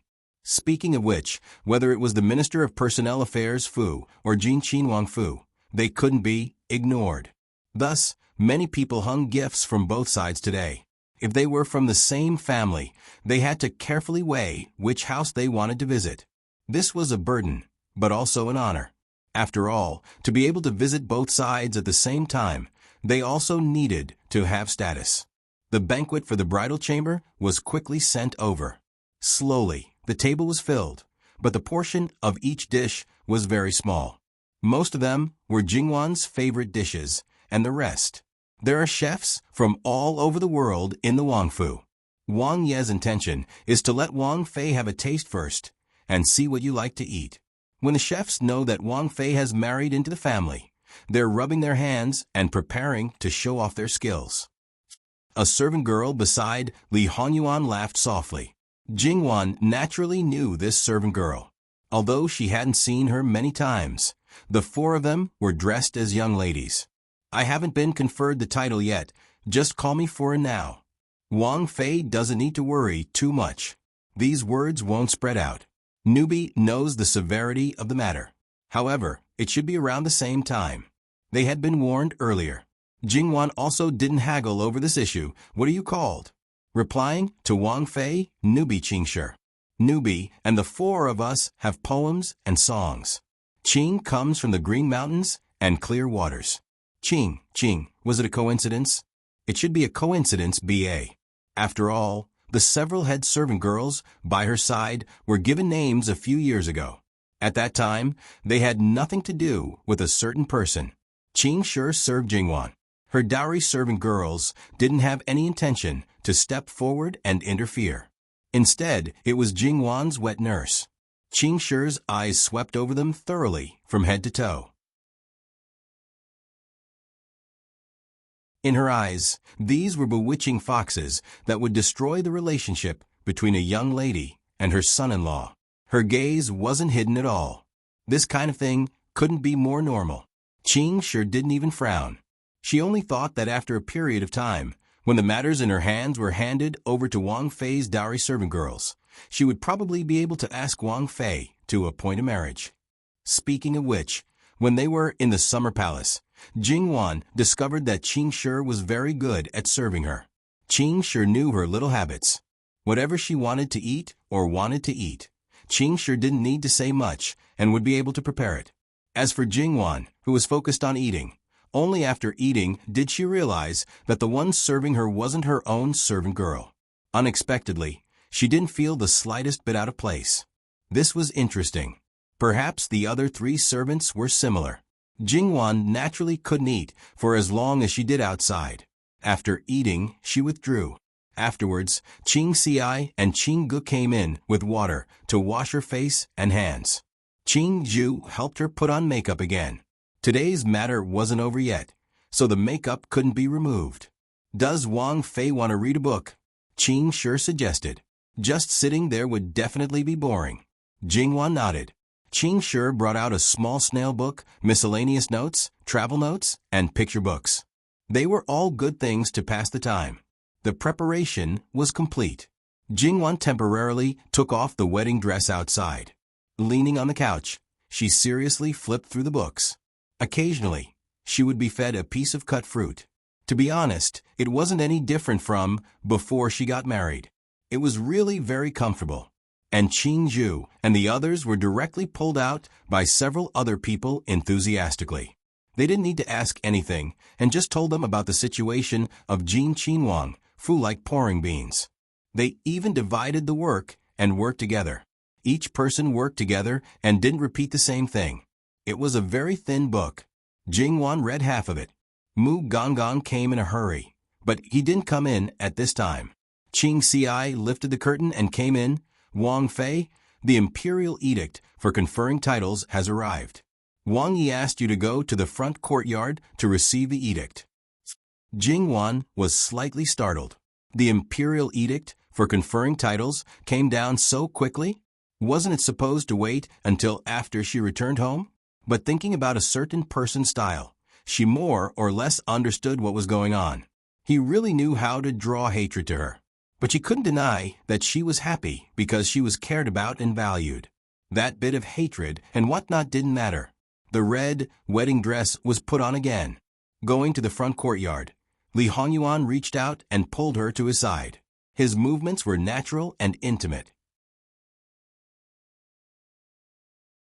With the veil lifted, Jingwan's appearance was completely revealed. Standing next to Jin Wangfu, it was an unspeakable match, just like a jade couple. This woman who was about to become Jin Wangfu's consort was really outstanding. With Li Hongyuan and Jingwan taking a lead, everyone knelt down in succession. Although there was no conferring ceremony, the treasured book, imperial seal, and Qin Wangfei attire were all present. Not only that, Jingwan was also given a considerable reward. Therefore, now, only Jingwan was the main character. Including Li Hongyuan, everyone was reduced to supporting roles. Naturally, some people were happy, some people, Jingwan's sisters-in-law, before Jingwan, even if there was a gap, it wasn't very big. Whether it was superiority or dissatisfaction, it wasn't very strong. But now that Jingwan took the lead in everything and surpassed them by too much, their hearts naturally. However, Jin Wangfu is the leader among the princes. His Wang Fei is the first among the prince's consorts. What's so strange about that? Thus, after being pricked by a needle, her entire person was crying. It was her man who didn't put in the effort. This was a happy event on top of a happy event. When the guests poured wine for Li Hongyuan, they became more and more impolite. Especially those brothers of his, they were even more vile, wishing that they could make him crawl down and not enter the bridal chamber. However, Li Hongyuan had perfectly demonstrated to them what it meant to drink like a drunken stupor. He had directly used his actions to tell them, bring it on. Not to mention his group of brothers, even the courtiers, he didn't refuse anyone. The final result was that Li Hongyuan overturned a group of people by himself. Those who wanted to get him drunk, the ones lying down were definitely themselves. Only those who gave him a toast were still standing. Not to mention that all the guests were shocked by his volume. Even Jingwan almost jumped up after hearing it. But she was the one who did it. Alcohol poisoning, that wasn't a joke. If it wasn't done well, it could cause someone to die. The wine he used for his wedding would definitely be the best wine. Jingwan hurriedly asked someone to prepare a hangover soup for him. Thinking about it, it still wasn't possible. She reckoned that she had to directly find a doctor. Not long after Jingwan gave the order, Li Hongyuan had already returned. Jingwan wanted to directly go out, but there were other people who came in with her. Li Hongyuan came in alone. He didn't walk out of a snake-like path, but his feet were obviously a little wobbly, and his eyes weren't focused. He stood for a while, and then walked towards the bed. When he lifted his foot, he didn't stabilize his body, and directly threw himself towards Jingwan. Jingwan hurriedly supported him. Wang Ye, quickly bring the hangover soup and the fu doctor. Wan, I'm fine. Li Hongyuan hugged Jingwan and rubbed against her. The fu doctor didn't come, but he brought in a hangover medicine. Li Hongyuan acted shamelessly and refused to take it. Then he hugged Jingwan and didn't let go. Jingwan could only patiently coax him and let him take the medicine. The two women who came in with good fortune and virtue were endlessly embarrassed. However, when this person was drunk, he was really different from normal. As the saying goes, one speaks the truth after drinking. Some behavior after drinking should be a good reflection of a person's heart. Jin Qinhuang should really like his Wang Fei. Along the way, he didn't want others to get close to him. He hugged his Wang Fei, but didn't let go. Jingwan also looked at the two people and was somewhat embarrassed. She helped him to sit properly and kindly let him complete the last ceremony, the 3 drinks and drinks ceremony. Li Hongyuan seemed to be unable to sit still. He leaned on Jingwan and half closed his eyes, looking at the irrelevant people. The two women's scalps tingled from being stared at and quickly called for people to bring wine. The first cup of wine to congratulate the groom. If there's any gossip to talk about, I'm afraid the other people will want to listen in. The second cup of wine to congratulate the groom. The matters in the room should be discussed secretly, in case other people want to talk. The third cup of wine to congratulate the groom. I wish the husband and wife to grow old together and give birth to a son as soon as possible. Every time, Jingwan and Li Hongyuan only needed to take a sip and exchange wine cups. After that, the two women hurriedly left. Even if they were elders, they also didn't want to face this living king of hell. Wan, the people who are in the way have finally left. Li Hongyuan pushed Jingwan down. He could officially enjoy the delicious meal. Jingwan was also helpless. She pushed Li Hongyuan, who was nibbling on her body. Wang Ye, let's take a bath first, okay? And this bed also needs to be tidied up. There are so many things. If you don't get down, you'll feel uncomfortable. Li Hongyuan paused and got up. He picked up Jingwan and walked towards the clean room. This time, the serving maidservants were all dumbfounded. Wang Ye and Wang Fei went in together. How could they serve them? The headquarters could send Wang Ye's personal maidservants to serve them. But they found that none of the 4 people, Ci, Gu, and Fu, had come in. Wang Ye's servant girls were indeed a bit strange. Not only did they tell them everything, but when Wang Ye returned, They hid far away. Was this to prevent them from finding out the real secret of the Wong Fu, and trying to cover it up would only make it more conspicuous? Or was it to numb them, and then plan a big conspiracy? All right, what are you waiting for? Hurry and clean up the bed. Mama Gong took out the clothes the two needed to wear from the cabinet and walked into the clean room. She wasn't surprised to see the two people who were already in the heat of the moment. Jingwan's red wedding dress was half taken off and hung on her arm. Her white undergarments were also pulled open, revealing the red bodice inside. The golden phoenix belt had been mercilessly thrown to the ground. Mama Gong calmly picked it up. Wangya, the aunties from the palace, have already brought the silk cloth.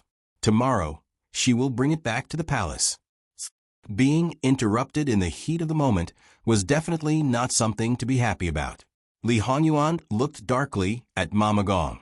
Jingwan was also embarrassed and quickly retreated. Wan wash. I'll change to another place to wash. At this time, it was really easy to get angry. He had endured it for so long. If he had to fake the silk cloth on the wedding night, it really would be a big loss. Li Hongyuan left. Mama Gong helped Jingwan bathe. She also calmly gave Jingwan a massage to loosen her muscles.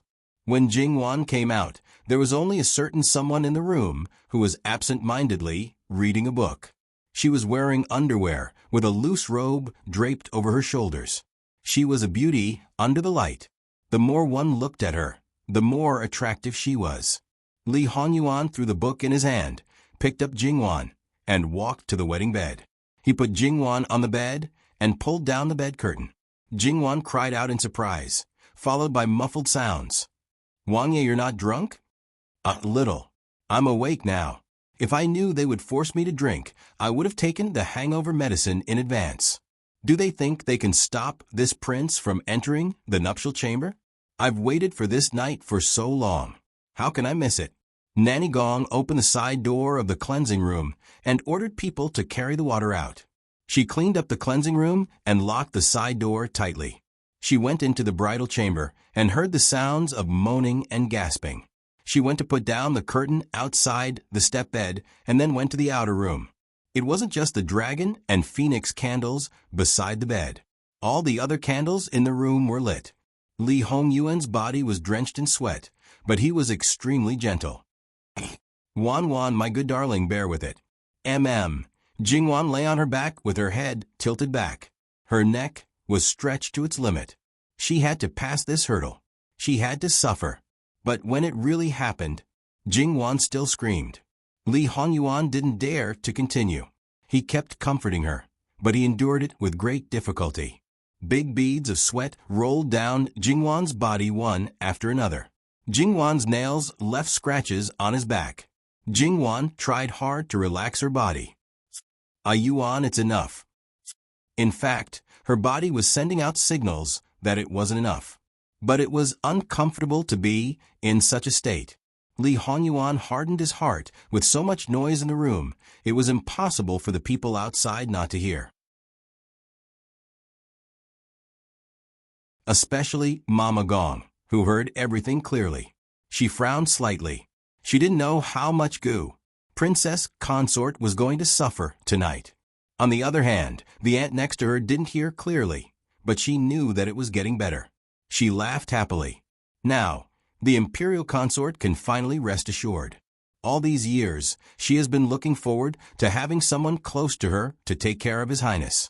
As for the Luo family's third young miss, I should call her Princess Consort now. She was conferred the title of Princess Consort on the day of her marriage. Even in the history of Qi Yuan, it's the first time a Princess Consort was conferred the title of Princess Consort.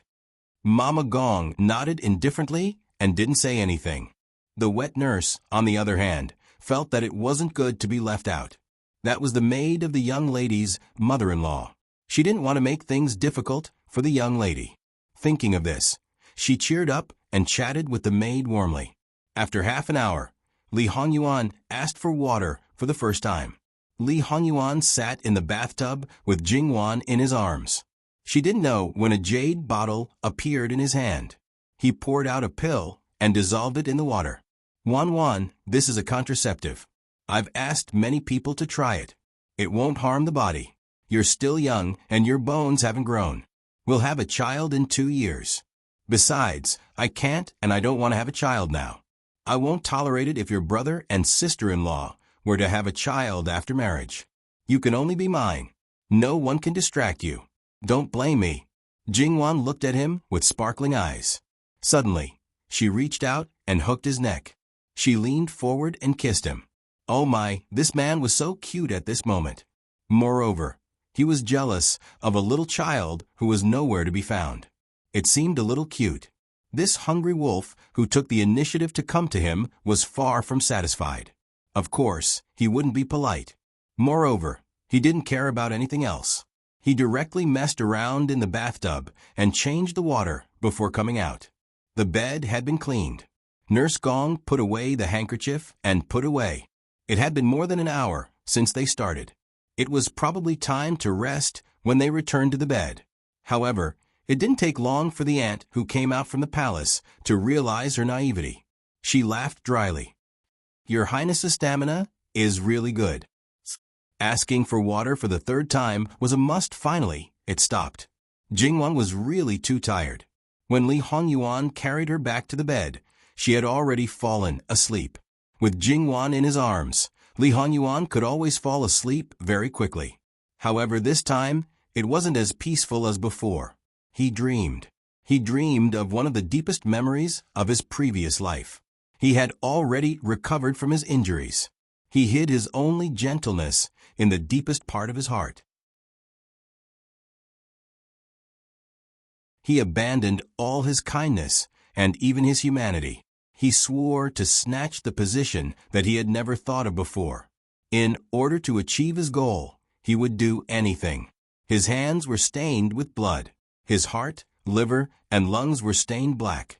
He planned step by step and then returned to the capital. He was no longer the Li Hongyuan who could be easily schemed against. Even if he faced not only the suppression of his brothers, but also his father who wanted to kill him directly. Even if he was surrounded by danger, besieged on all sides, and suffered heavy losses, he still stubbornly endured. Fu Yunting fought hard at the border for more than a year. In the end, he couldn't hold on any longer. In front of him was a fierce army. Beside him were the old and the weak. He had no provisions to support him. After a great defeat, he was accused of treason and was escorted back to the capital. He was thrown into prison. At this time, the former third daughter of the Luo family, who was now Fu Yunting's wife of Wu Anho, completely changed him. The woman who moved his heart came to him and asked him to save Wu Anho's nephews and nieces. He knew that she was at the end of her rope. In the entire Wu Anho, she was the only one who hadn't been imprisoned. She didn't have to come back. If she wanted, she could have concealed her identity and waited for him to ascend the throne, but she still came back. She knew that once she was discovered, she would immediately be detained. She knew that it was impossible to save Fu Yunting. She didn't even mention it. She only wanted to protect the bloodline of the Fu family. Li Hongyuan was furious. He was angry that she gave up everything for that man. Now, she was even willing to give up her life. He was even more jealous that Fu Yunting was able to obtain such a woman. He even wanted to rush into the prison and chop him up. Do you think that by saving this prince once, you can exchange 2 lives for it? Fu Yunting originally had 2 nephews and 1 niece. When he was detained, one of them fell ill. Because he didn't receive any treatment, he died in the prison within 2 days. Jingwan didn't resent him. This guilty woman has nothing now. What will it take for your highness to be willing to save people? As long as this guilty woman can do it, I'll do it even if it's a mountain of swords or a sea of flames. Li Hongyuan sneered. That's not necessary. You can exchange yourself for it.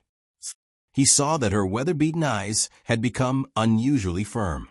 Her eyes, which didn't easily reveal any emotions, revealed shock and disbelief. Then they gradually calmed down. Okay. She didn't hesitate at all. She didn't ask him why. It was this kind of her that made him even angrier. But he couldn't push her away. At night, she took a bath and changed her clothes. Then she lay on his bed. His heart was filled with pain and hatred. Every time he wanted to tear her apart, he couldn't help but use less strength. However, his eyes suddenly widened. You've been married for almost 2 years. You still haven't consummated your marriage? https://www.bicken.com/11/11807/6653348. HTML. We will deal with it as soon as possible. After making a report, please wait patiently and refresh the page. Please remember the domain name of this book, www.bicken.com. Bicken.com.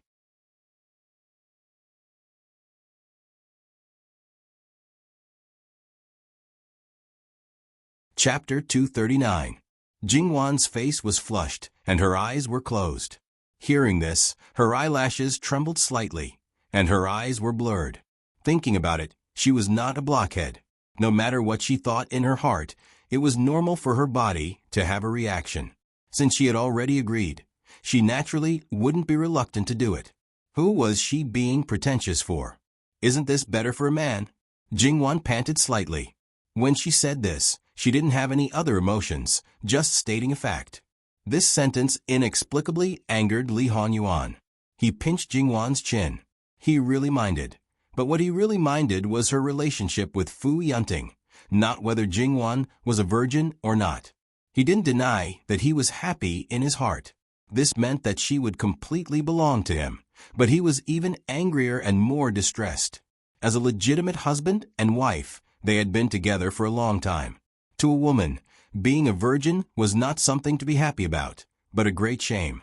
Moreover, he didn't think that the problem was Jingwan. He knew Jingwan's character. She would never be fickle. She would never marry someone and not let her husband touch her. Moreover, if she really didn't want to, why would she give up everything for Fu Yunting and Wu Wanho? Did it mean that she loved that man so much that even if they weren't husband and wife, she was still willing? Li Hongyuan's eyes were red with jealousy, and he didn't care about anything else. It was Jingwan's first pleasure. Naturally, she couldn't stand his torment. Fortunately, he recovered some of his reason. Seeing her so miserable, he was distressed. He hurriedly took her to bathe and applied medicine for her. Even if his body and mind were not completely relieved, he didn't dare to do it a second time. Li Hongyuan held Jingwan and wanted to rub her into his bones and blood. He treated you like that, but you still stubbornly love him and don't abandon him? What should I say about you? He felt pity for her and expected better from her. Jingwan was uncomfortable, but it was futile to struggle now, so she quietly let him hold her. Her thoughts were scattered and her reaction was slow. After a moment, she reacted to what Jin Qinhuang was referring to.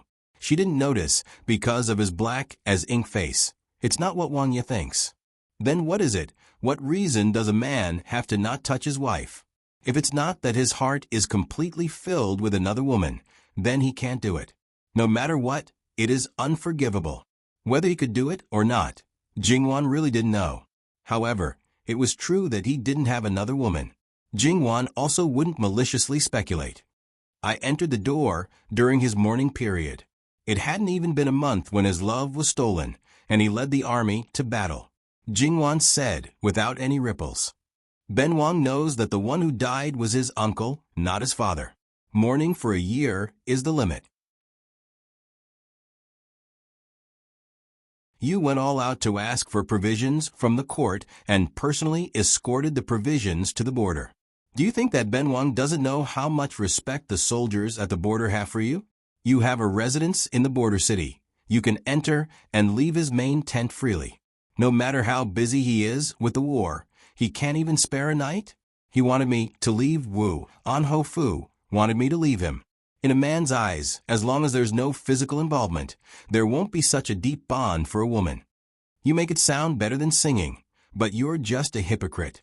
If he really cared about you, why didn't he just write a letter of divorce? Even if you've already been expelled from the Luo family, That's because you don't want to implicate the Luo family and sully your own reputation. If you leave Wu on Ho Fu, will the Luo family accept you back? In the end, he's still selfish and wants to tie you down. Without you, would he be able to last until now? Without you, the others in Wu on Ho Fu wouldn't even need to go to prison. They would all be dead. It's not like that. Jingwan raised her head and calmly refuted. Then what is it? Li Hongyuan looked at her, silently asking what was it like. Tell him, he wanted to know. Jingwan lowered her head. Obviously, she didn't want to be entangled in this issue. Li Hongyuan's heart was irritable, but in reality, he was in no position to question Jingwan. Moreover, after spending some time with her, he understood her personality. Once she decided on something, she would not change her mind easily. After a while, Jingwan's voice sounded again. The Fu family has been loyal to the Li royal family since the first Duke of Wuwen. The Li royal family wanted to completely exterminate the Fu family's bloodline.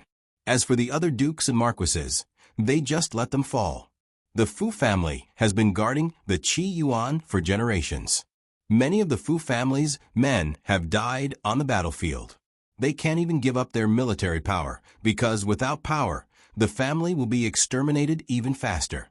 This time, the emperor was willing to sacrifice 300,000 soldiers in the northwest in order to eliminate the Fu family. Why?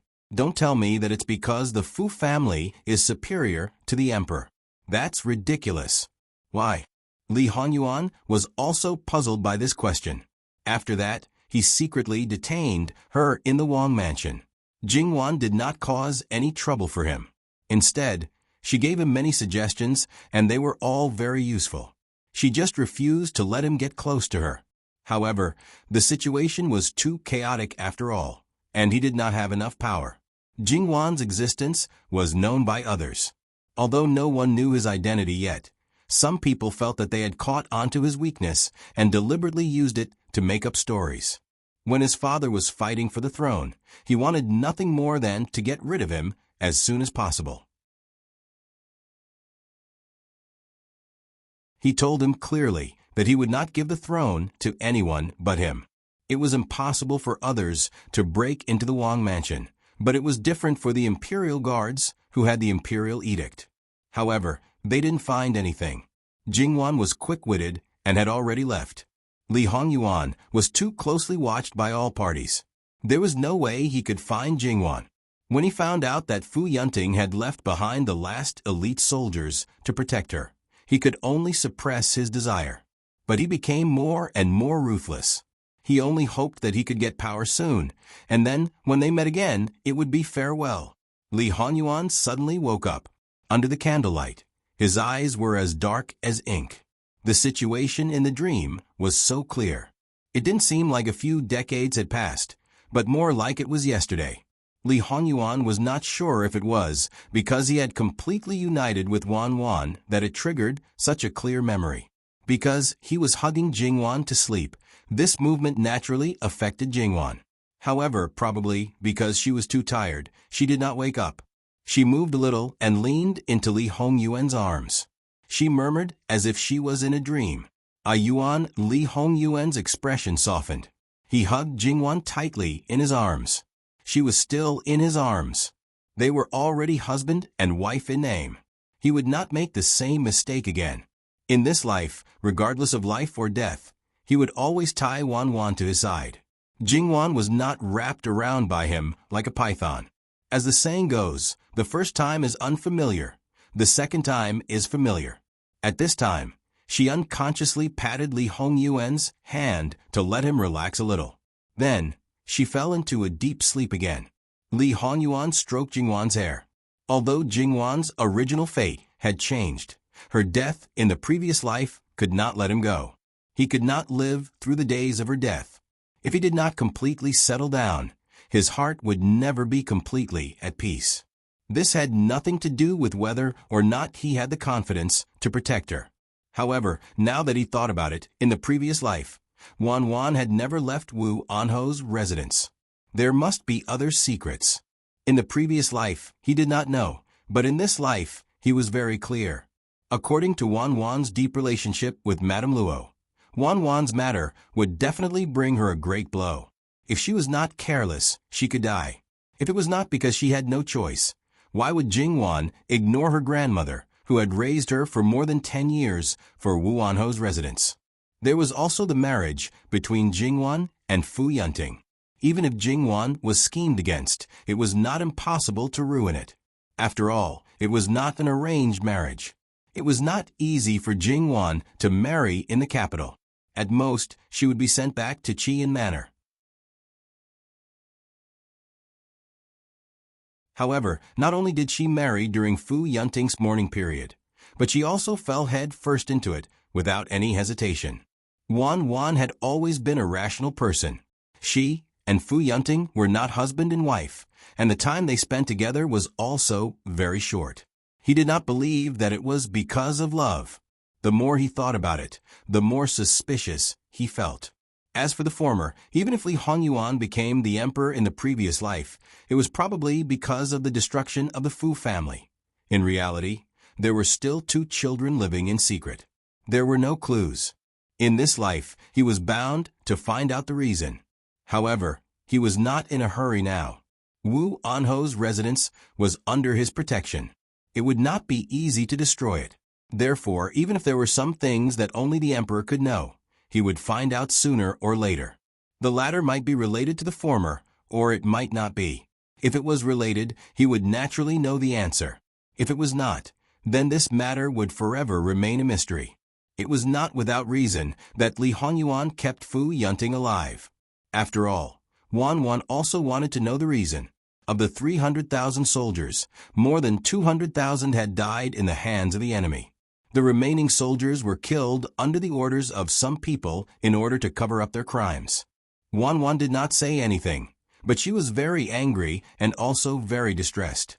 Fu Yunting was born into a family of generals, and he was indeed worthy of his birth. He was an outstanding general. As such, if Li Hongyuan did not ruthlessly exploit him, he would feel that he was letting himself down. Li Hongyuan was so shameless. In the previous life, he slept with Fu Yunting's wife. In this life, to a certain extent, he stole Fu Yunting's wife. Not only that, he also treated Fu Yunting as a thorn in his side. To be honest, Fu Yunting did not do anything wrong to Li Hongyuan. He was punished for no reason. In the end, he was deeply grateful to Li Hongyuan because Li Hongyuan protected Wu Anho's residence, found him a wife, and secretly gave him a lot of money. No matter how he was treated, he did not resent Li Hongyuan. Therefore, Fu Yunting was really suffering. Listening to Jing Wan's gentle breathing, his heart gradually calmed down. He hugged her soft body and fell asleep again. This time, he did not have any dreams. The next morning, Jing Wan did not wake up on time for morning exercise. She did not even move at all. It was obvious that she was exhausted last night. Since she did not have time for morning exercise, she naturally let him sleep a little longer. However, this sleep was not as simple as just a little longer. Seeing that it was almost time, they still had to enter the palace today. As the bride, Jing Wan had to kowtow to His Majesty and the concubines. After that, she had to meet the relatives of the imperial family. Of course, it was only limited to those who had to kowtow to her. Mama Gong knocked on the door outside, but there was no response. Noble consort Su's people were still waiting for her to return to the palace with a silk handkerchief. Mama Gong hesitated for a moment, then quietly went in. Her aunt also followed her in. She approached the bed and said, Your Highness, it's time to get up." Noisy. Li Hongyuan's cold voice sounded. Mama Gong wanted to say something else, but her aunt hurriedly pulled her aside and said, "It's okay. You can enter the palace later." They knew Li Hongyuan's temper very well. It was just that they could not enter the palace earlier to pay their respects. As long as this living ancestor was in a good mood, it would not be a problem to enter the palace later, let alone later. Mama Gong hesitated. As the bride, Your Highness, when a woman gets married, she naturally regards her husband as her god. "Sister, do you know where Your Highness's silk handkerchief is?" Mama Gong nodded. I'll go get it for you now. Of course, that's great. I'll return to the palace to report to noble consort first. When your highness and your highness get up, you can tidy up and enter the palace. Mama Gong sent her off and turned around. She had no intention of disturbing the two people on the bed. She was just putting on an act, just now. She had to remove the princess from the picture as soon as possible. No matter what the reason was, she could not let others find fault with the princess. What she wanted was to regard her husband as her god. In the future, she could directly push all the blame to the prince. If she pushed the blame to others, she would be the scapegoat. If she pushed the blame to him, it would be like a feather brushing past, leaving no trace. Although Jingwan did not wake up on time because she was overworked last night, she only slept for an extra hour. When she woke up, Li Honyuan was already awake. He was lying on his side with his head propped up. The bright red brocade quilt embroidered with 100 flowers slid down to his waist. The beautiful muscles on his body were perfectly displayed, full of strength and beauty. He quietly looked at her, his hand twirling her hair. Jingwan woke up to this seductive scene. In addition, his gaze was so gentle that it could make people drown. Jingwan directly reached out to hook his neck and raise her head to kiss him. Li Hongyuan's eyes darkened. His wife took the initiative to deliver herself to him. How could he not eat her? Jingwan had originally been lustful and only wanted to have a morning kiss. She didn't want to be a sheep in the wolf's mouth. The two were not wearing clothes. Seeing a certain person's body become more and more excited, Jingwan quickly showed weakness. Yuan, it still hurts. Li Honyuan gave a low laugh. Don't worry. Just do what you did before. Jingwan had a sad face, but this wolf was trembling too much. He was not satisfied and was prepared to grind with her on the bed. Afterwards, Jingwan had no choice but to serve him patiently. In the end, she ended up being served as well. This was good. Even if there was no morning exercise, she still had to take a bath. After getting out of the bath, Li Honyuan did not let anyone serve him. He nimbly put on his clothes, and then slowly helped Jingwan put on her clothes. Because he was very slow, he completely hid the unfamiliarity of wearing clothes for the first time. Instead, it was a kind of mood. Dawdling out, Jingwan's face was still flushed. The servant girls all had their heads down, as if they didn't know what had happened. Your Highness, do you need this concubine to help you change your clothes? Jingwan asked with a bit of teasing. No need to trouble your Highness. There was nothing wrong with his words, but his eyes were very explicit. Jingwan's skills were far from his. When Qing Shi and Qing Xi heard this, they directly went forward to help Jingwan change her clothes, leaving their master to the side. Jingwan slightly narrowed her eyes, but did not refuse. She opened her arms. Jingwan's servant girls were a bit stunned. They looked at each other in dismay. This, they couldn't be asked to wait on the prince, right? While they were hesitating, Li Honyuan took his own clothes and unhurriedly put them on. His movements were not unnatural. When Jingwan saw this for the first time, she was a bit surprised. If she wore her own clothes, she would not be able to do it to this degree. More or less, she would have to ask someone else to tidy her up. Li Honyuan did not need to do this at all. Jingwan's servant girls let out a sigh of relief. At this time, they were not preparing to enter the palace, so they were wearing ordinary clothes. Jingwan's hair was also only combed into a simple bun. When breakfast was served, this time it was Qing Fu. He directly went to Jingwan's side and prepared to serve her breakfast. Li Hongyuan's side did not need to be tangled up. Mu Gonggong was there. In the past, when it was needed, it was Mu Gonggong who entered the room to serve Li Hongyuan. Now it was not possible. Even if he was a castrate, he was still half a man. How could Li Hongyuan endure it? Jingwan waved her hand at Qing Fu. I'll do it myself, no need to serve. Qing Fu retreated, and Eunuch Mu also retreated without his master's instructions. This was really too interesting. Everything seemed to follow Jin Qinhuang, Fei's lead. It seemed that all the servants were Jingwan's. Only Jin Qinhuang seemed to be the one who married in, and he was still single. Jingwan smiled and picked up the serving chopsticks to serve Li Hongyuan. Don't know what Wang Ye likes to eat. If there's anything you don't like, please tell Xie directly. Slowly discovering and understanding things bit by bit through future meals was just a way to get a more detailed understanding. As for the things that he really didn't like, he should have said it directly from the beginning to reduce the possibility of estrangement from the beginning. The things that Ben Wang doesn't like, the kitchen doesn't dare to serve. Li Hongyuan was also simple and direct.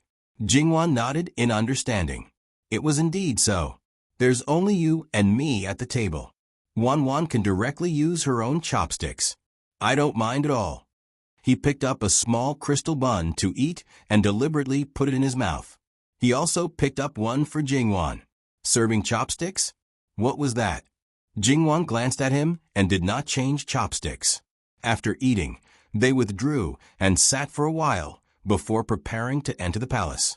Jingwan felt that it was necessary for her to know more about her husband's relatives.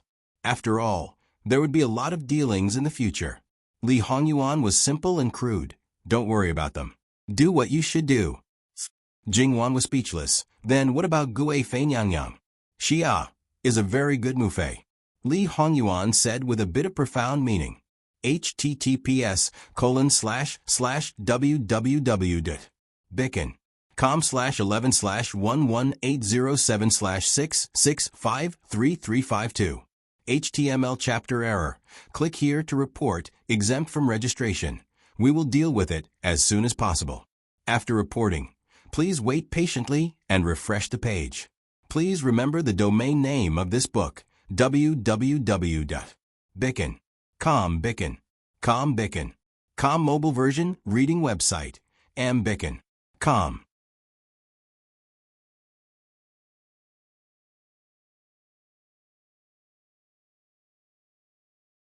Chapter 240. She is a very good mother. Li Hongyuan said rather meaningfully.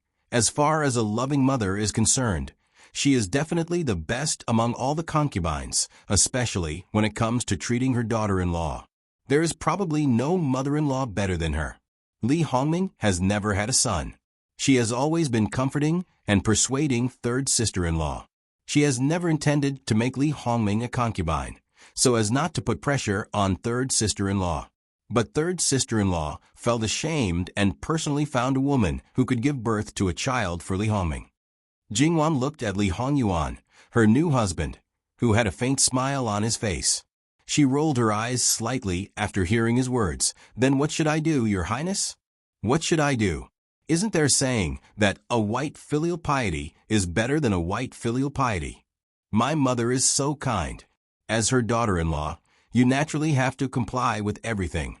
You can't disobey her like third sister-in-law. Jingwan understood, but she showed a little hesitation. What if I'm too obedient and make noble consort feel that I'm a piece of dough? Maybe her attitude towards me will be the opposite of her attitude towards third sister-in-law. Compared with Prince Rui, Your Highness is even emptier. Your Highness takes pity on me, but after a long time, we will reach that point. The two of them were truly one now. How far they would go in the future would largely depend on her husband's attitude. Jingwan didn't mind opening up some things now, even if there was a gap between them, or even if they started to walk on the path of strangers. She didn't mind. Well, in terms of habits and hobbies, she would rather eliminate the source from the beginning. But when it came to the things she cared about, she mercilessly revealed them. She was indeed a selfish person. Li Hongyuan reached out and pulled Jingwan into his arms. He was a little angry and a little distressed. But her heart couldn't calm down, which only meant that he had done far enough. What happened to taking her husband as her everything? Wan has always been a quick-witted person. Why can't she be more flexible now? When you know that Imperial Mother is being sarcastic, as her daughter-in-law, you naturally have the responsibility to maintain her kind image. You have to correct her righteously. Don't be as silly as third sister-in-law. You can't tell whether Imperial Mother is being sarcastic or not. Jingwan looked at Li Hongyuan with an embarrassed expression. Imperial Consort, did you know that your youngest son was so filial? Jingwan could already foresee the scene of noble consort Su fuming with anger. Although she probably wouldn't do it in front of her, wouldn't it be even more sullen? However, she was worried that noble consort Su would secretly want to kill her if she attracted so much hatred. As the sandwich biscuit Jin Qinhuang, should he help his old mother or help his wife? Jingwan glanced at a certain person. He was the one who told her to do it. Therefore, even if he wasn't on her side on the surface, he should be helping her in the dark. As for noble consort Su, didn't she say that she was a loving mother and a good mother-in-law? Would she tear up her own beautiful image and be mean to her? Not to mention anything else, the emperor would probably treat her differently. Therefore, her own safety was still assured. Thus, it didn't matter. However, wasn't it said that Jin Qinhuang didn't give face to anyone and didn't show any mercy?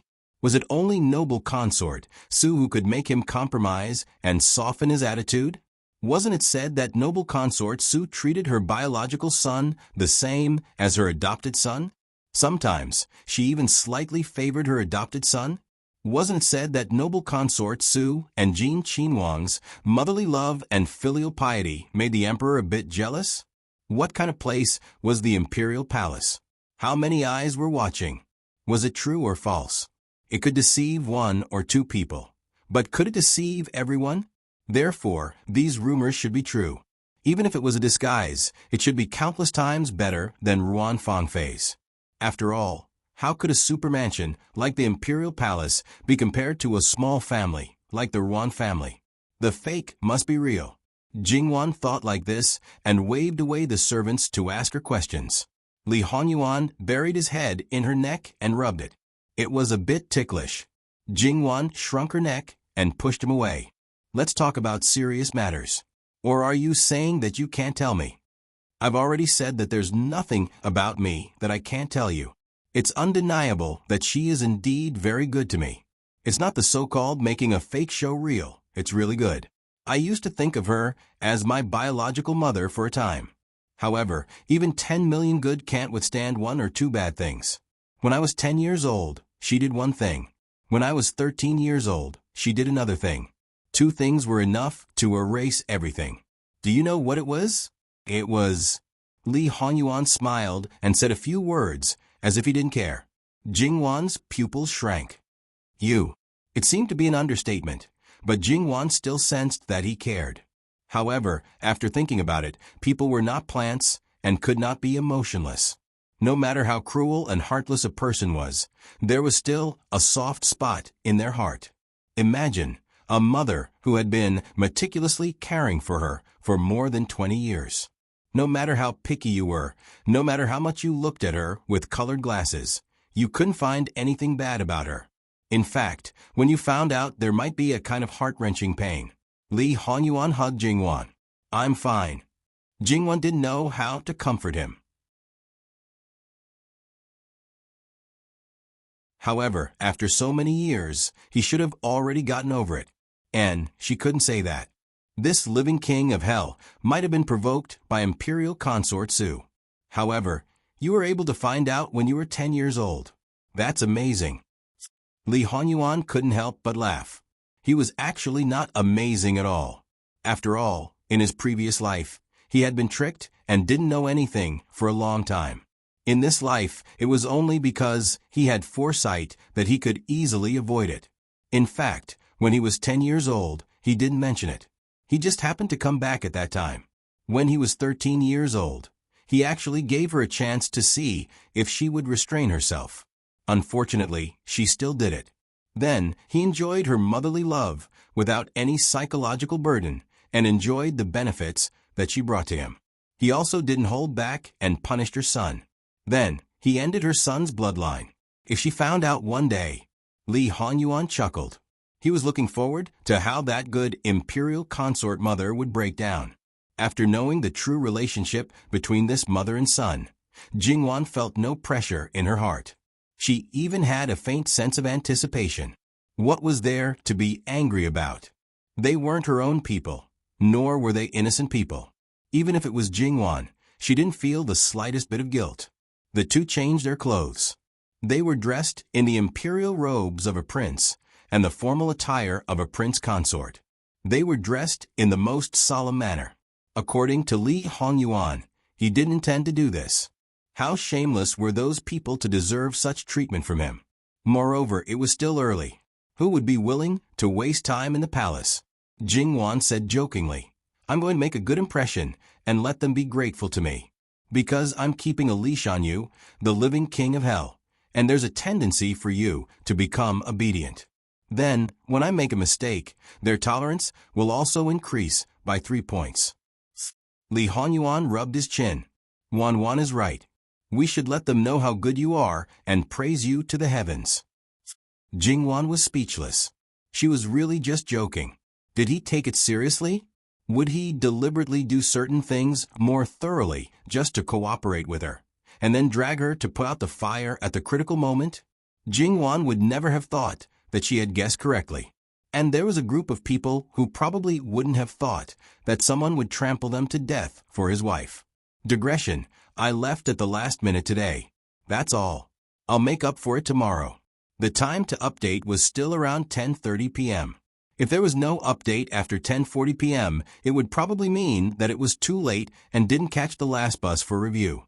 When the time comes, you can go and take a look at the comment section. Above, if there was an update during the day, it would be explained at the end of the chapter. https://www.bicken.com/11/11807/6653355. HTML. There is an error in the chapter. Please click here to report it. Registration is not required. We will deal with it as soon as possible. After reporting, please wait patiently and refresh the page. Please remember the domain name of this book, www.bicken.com. Bicken. Com mobile version reading website, mbicken.com. You're tuning in to the Echo Reads YouTube channel. Don't forget to subscribe and join us on this journey to catch the most captivating stories.